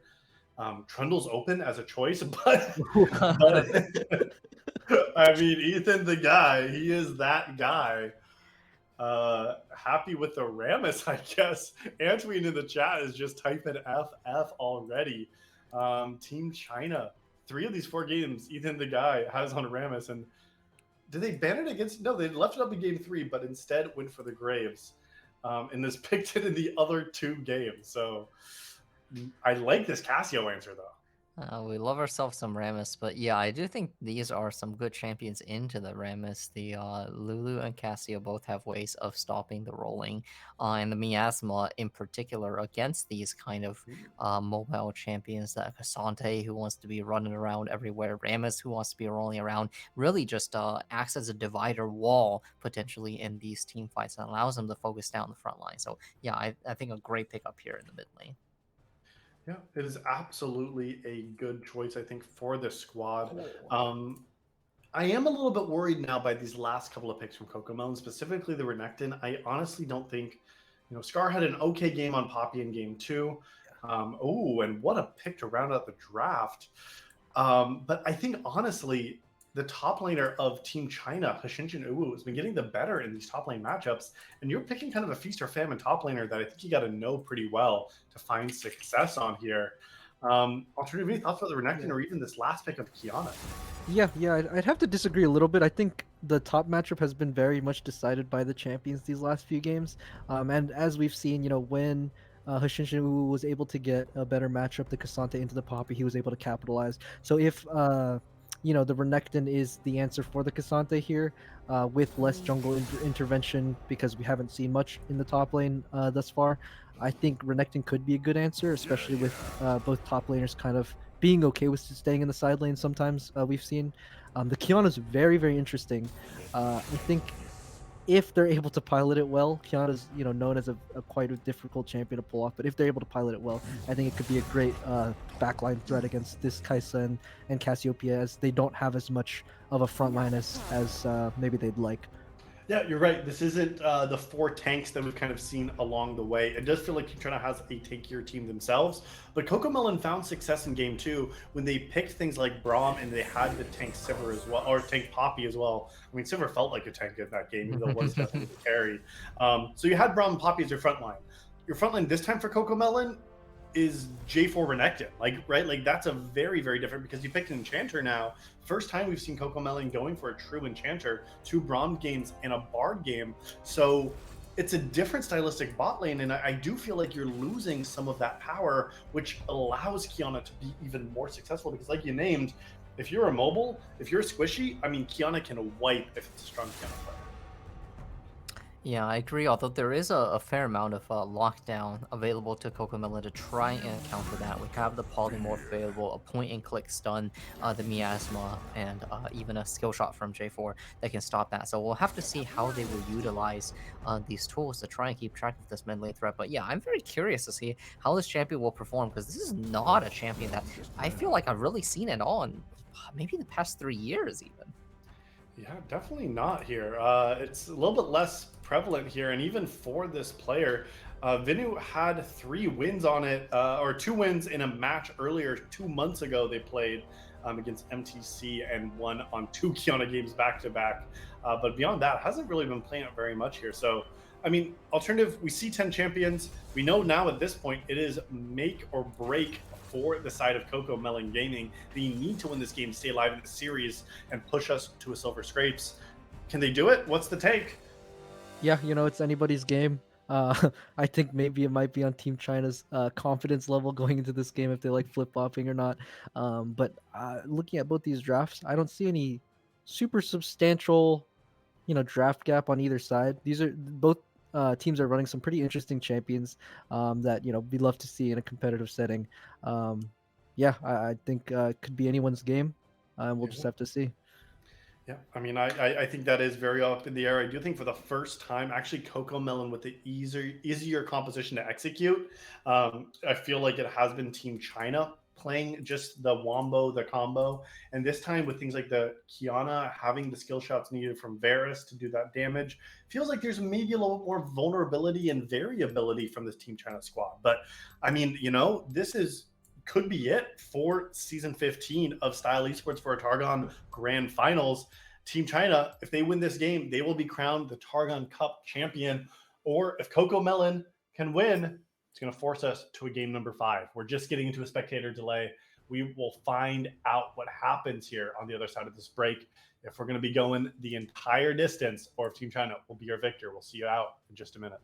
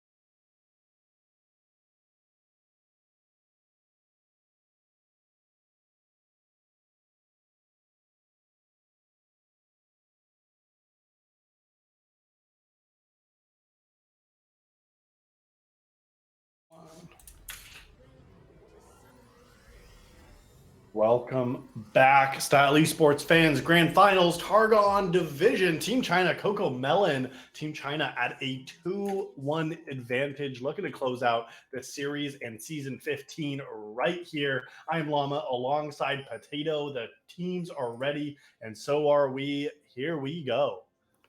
Yeah, game 4 on the line here, match point on the line, and we got some nice reprisals coming out over from Team China Kasumi. Once again, bringing it back on the Nico and Hashinshin, putting on a clinic last game on Kasante, looking to do so once more. Yeah, and at least this time we do see that there was a counter pick. Scar did get to choose the Renekton into the Kasante. So, maybe likes this matchup a little bit more. I do feel like maybe in game 3, they wanted the Poppy again and said, I guess I'll take it into Kasante. Didn't work quite as well, but like you said, put it on the clinic in the top lane. We'll see if that's the case. But I'm also very curious about this Vinu Kiana choice, as well as excited to see Kasumi Nico. They could have just as good of a performance as they did last time. Kind of surprised to see J4 early, pathing away from the double immobile bot lane that you picked the J4 into. But maybe J4 knows something that we don't. Yeah, potentially. I am interested to see how the junglers will be pathing this game and which lanes they'll be turning their attention to, because as we mentioned in some of the previous games, a lot of these early games have been around the jungle impact. And last game, Graves really wasn't able to do very much. So Koopa Star here, once again, on a much higher agency champion this time around, and we'll see if there is something that he can change up in this game 4. Yeah, I mean, Koopa Star, I like having the aggressive early game jungler to get on the map, which is something that did not really happen on the Graves. Did find success when they were able to be the one providing the crowd control for their squad. And also nice to meet you on this new full enchanter support, getting chunked down as I save their name in the bot lane. I do want to see what Lulu can provide to the team, because that polymorph can be absolutely crucial if used at the correct time in these fights. Yeah, I think most of the value of this pick will come from the polymorph and the wild growth this game. Enchanter wise, not the most classical pairing, and even laning wise, I think can be a little bit difficult because Kasumi just will have a big range advantage there with the E catches onto this support. So if not careful, Varus is a ADC that can offer a fair amount of burst between his autos and the Blight Pop. So we'll have to see how the rest of the bot lane matchup goes. Atononica already burning through their potion as well. Big White Shark, all three still at their disposal, so plenty of trading power left. Yeah, and as you name, that was potion singular Potato as well, right? This is a D-Blade start for the Kaisa. Maybe not optimal here in this matchup, especially as you said that the poke that's coming through from Big White Shark and Kazumi, you don't got any sustain in this lane beyond just the Lulu Shield. Yeah, I mean, it could be that you're going deep blade to try and make it so that you hit your Q evolve, but usually with this build, I assume it's AP because of Hell Blades. It happens so late anyway, that you can just pick up something else down the line if you need to. Big brawl 2v2 in the top lane though. Scar going down to 1 HP, and nice flash play here from Ethan the Guy. Once again, showing their prowess on the Rammus here, getting a nice lead for their team. And also just the understanding of the champion. Looked like it was like using the Powerball into a flash to immediately get the knockup. And even Scar tried to flash away, but was not successful here. And now Koopa Star maybe hovering around trying to make a continuation play happen. It's going to be going on the top side here. Yeah, Scar trying to get the rundown against Hashinshin. Ooh, but Koopa Star already back in base now, so no chase to be found. Hashinshin happy to take the chunk against the opponent base and then just TP on back, so not much loss there. There's a lot of chunking going on in the bottom lane, but at least Kasumi is going to be a little low on mana here, so maybe the bullying will have a bit of a reprieve, but here's some of the range advantage issues that I was worried about here in the bot lane. Look at these trades coming in just ceaselessly chunking out against these champions. Lulu, able to ward off a little bit of damage with the shield, but past that, it's going to be fairly difficult. Well, and what you're realizing here too, Potato, is also the error in the Koopa Star early pathing, because you're going to get chunked out by lane. Your lane is going to be pushed into your tower, which gives Jarvan the Fourth opportunities to gank. But instead, even after second rotation, he's not down here, and now it's going to be Ethan the Guy looking to dive this wave under tower. Yeah, it is all 4 summoners available for Team Coco's bot lane, so, some Oh, Koopa's here. survivability available, and yeah, J4 is here for the counter gank, so this could be potentially a crucial moment for both teams. Looks like J4 is going to be the one moving on first. Ethan the guy actually going to be on Krugs. Flash coming out from Big White Shark, very nice. A single rip going on to Nice to Meepew. The taunt goes out onto Koopa Star, but under tower is going to be difficult. A nice burst coming out from the Varus there, but not enough to find the finish. Koopa Ethan, Star. once again, rolling on through. Is Polymorph available? Looks like not going to quite commit to it. No, instead is going to get CC'd on up. The shield is going to be very good. Unfortunately, misses the Kaisa W, but it does not matter. And a 1v3 will go down. And that's a play going donated to CocoMelon. Yeah, that's a play, all right, Potato. That is a play. I think Ethan just looked a little bit too aggressive, thought there might have been a continuation play, but the enemy wanted to just get the crash and get the reset. Team China, unfortunately, given up a kill back there off the back of a little bit of a misplay from the jungler.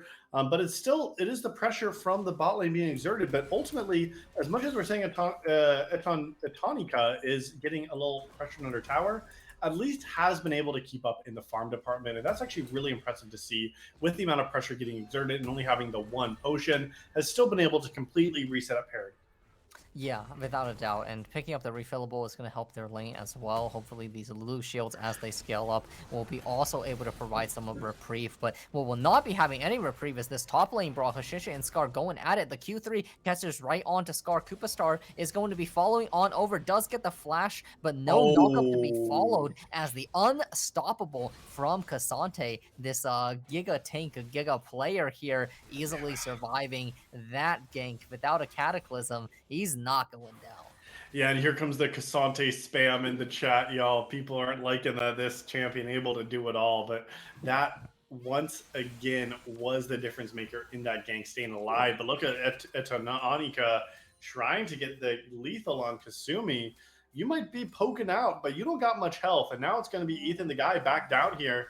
All 4 summoners still available, though. We'll have to see. The ADCs are going to be staring each other down, so it's just going to be support and jungle dueling each other for the moment. The exhaust goes on down. The W once again misses. That was such a crucial ability. Could have actually turned with the flash to finish had that one landed. Needs to turn on to Big White Shark now. Does do so. The exhaust goes on down. Gets the first kill. The Rammus shielded armor is up, but is now down. Is going to look for the Powerball roll. Does invest the flash on over. Both sides living there on flashing health bars. A crucial junction there off the back of some micro.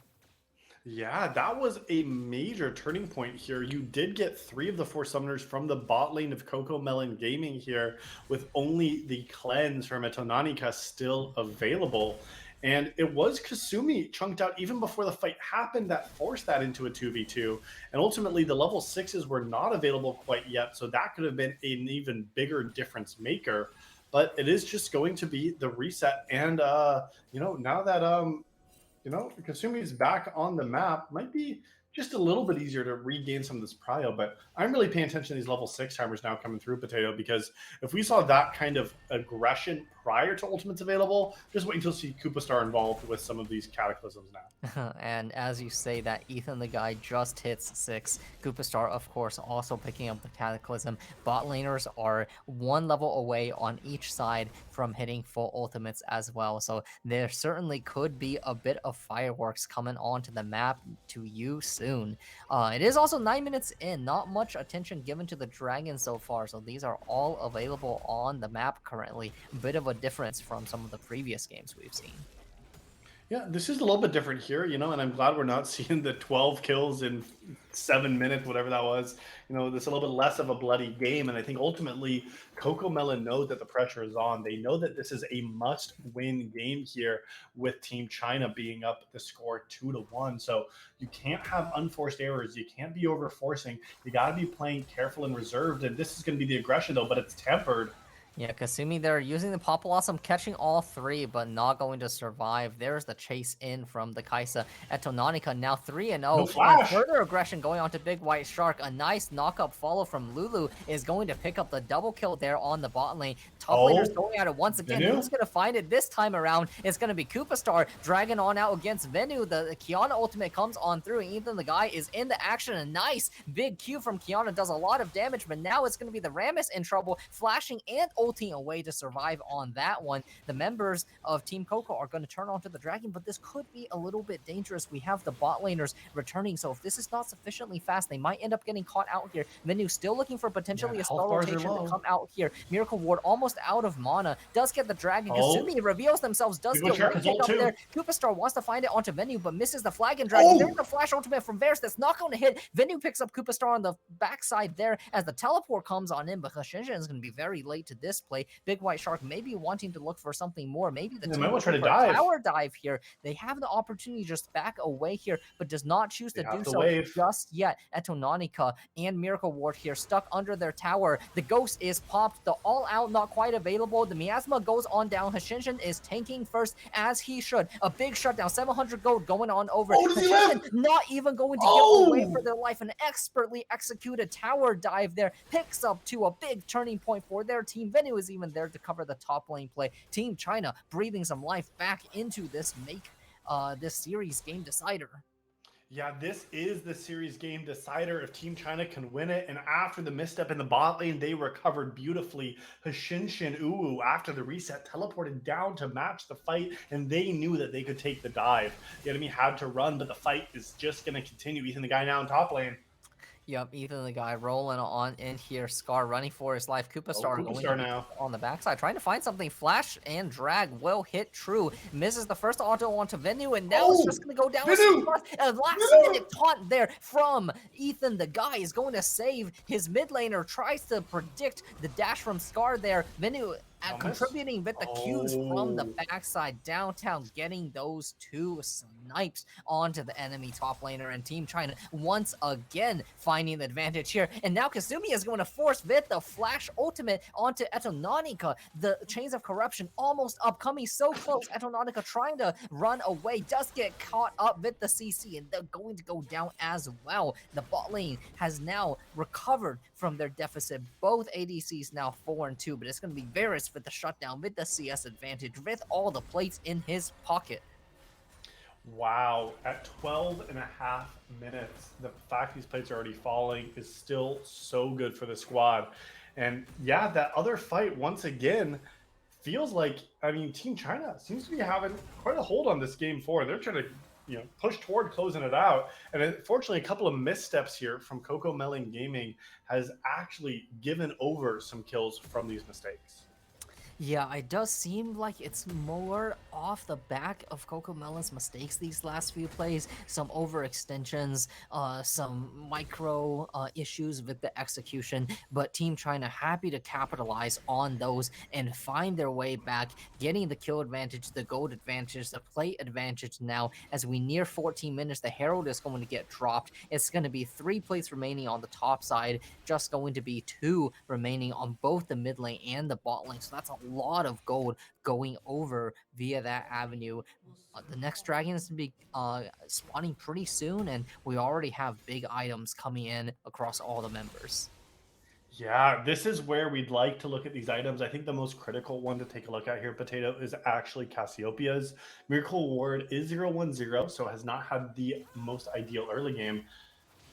Kasumi might be the one getting caught out, but look at these members coming down from CocoMelon Gaming. Both getting collapsed on. There is no flash available for either of these champions. The first catch goes on, and the stopwatch is expended. The Nika ulti used as well, but simply not enough damage as the flash is used. The shutdown going over to Koopa Star there.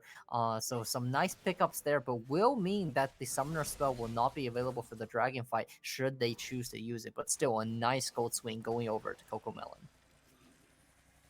It's a good swing. That's what you need to do. But here's going to be the response on the top side. Yeah, what a confident dive there. It turns out towers don't matter very much when you're a Rammus with about 1,000 armor at this point in the game. Minion waves, setup, who needs any of that? Just rolls straight on down, combos with the Kiana ultimate, and burns down the Renekton without blinking. Yeah, I mean, blink and you'll miss it, Potato. This is the Kiana finding angles, finding kills, actually doing really well for themselves here in this game. And even after that one little catch out in the enemy or in their own bot side jungle there around the dragon, I thought it might have been trouble. but still deathless, and now a 400 gold bounty as well.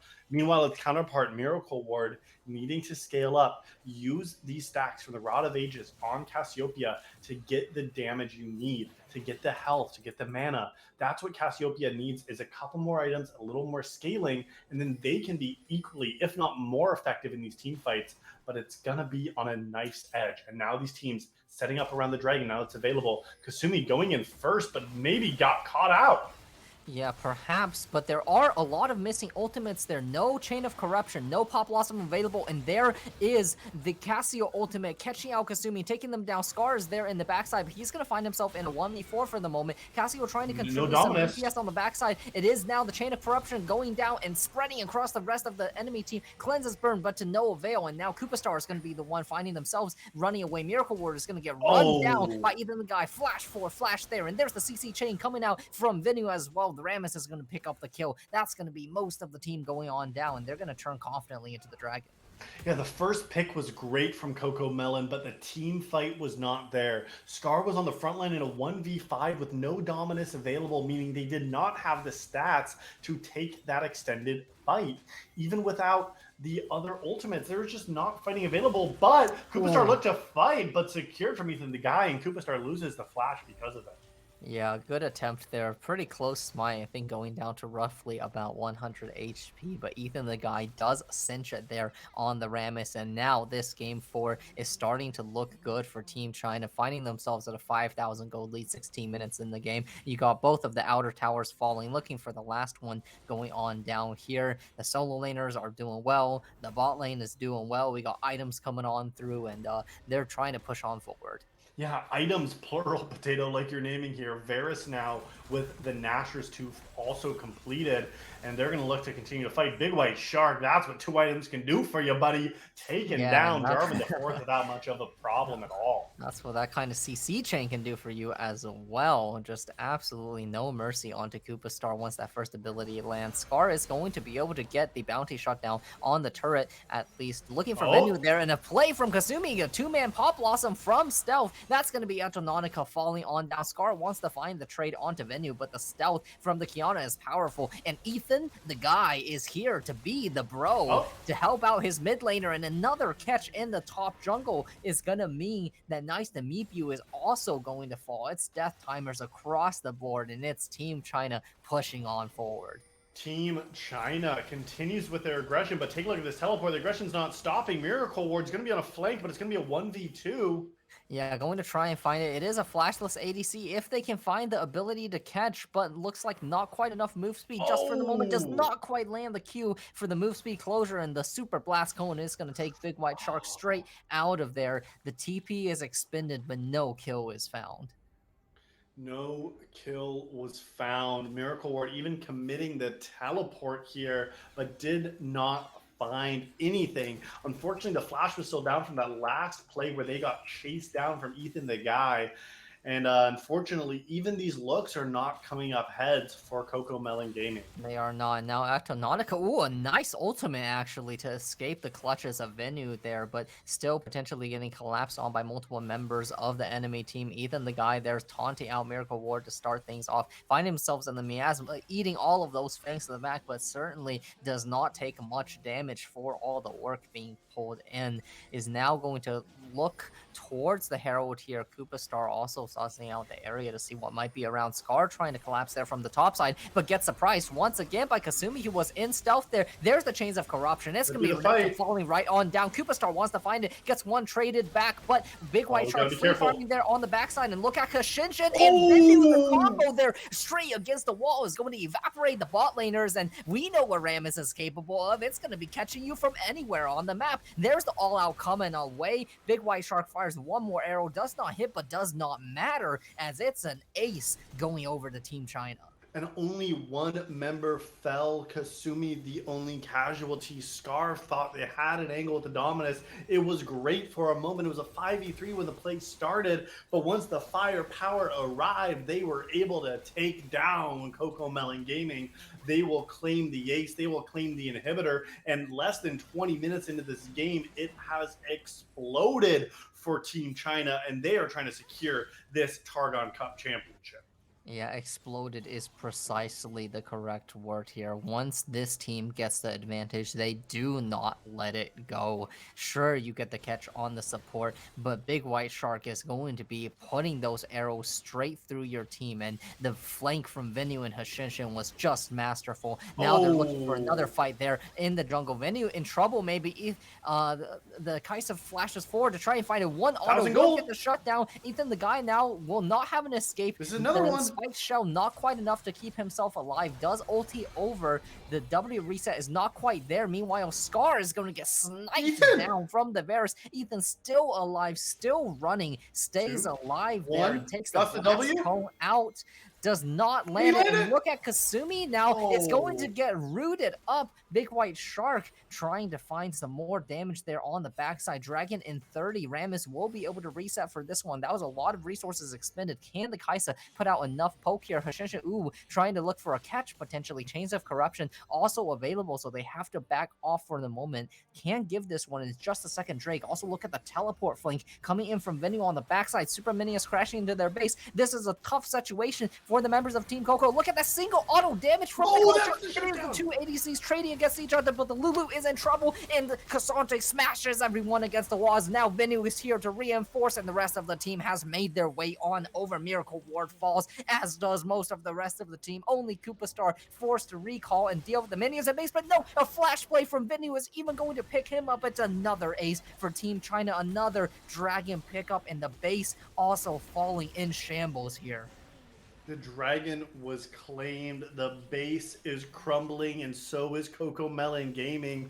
Tonanica picked up 2,000 gold shutdowns in that last fight, but was not able to use either of them in that fight itself because had not spent the gold. A wave is crashing in now, and this might be looking to end. Death timers are coming up in just a moment. They've been trying to hold. Wants to find the taunt. Unfortunately, lands on the Lulu, so not quite the target you wanted. But look at this, a 4-man pop loss and might give their life, but it doesn't matter. And there's the team fight. It is a nice counter engage from the droppable Koopa Star, with the Cataclysm smashing down against the enemy team and does make the base hold work. It looks like a beautiful engage, but CocoMelon still hold on for a moment. CocoMelon Gaming hold the line at their own nexus to save themselves in the Targon Cup. Do or die. The Baron is available. 3 members are dead. They might be looking to try to force this down now with only 2 people on the map.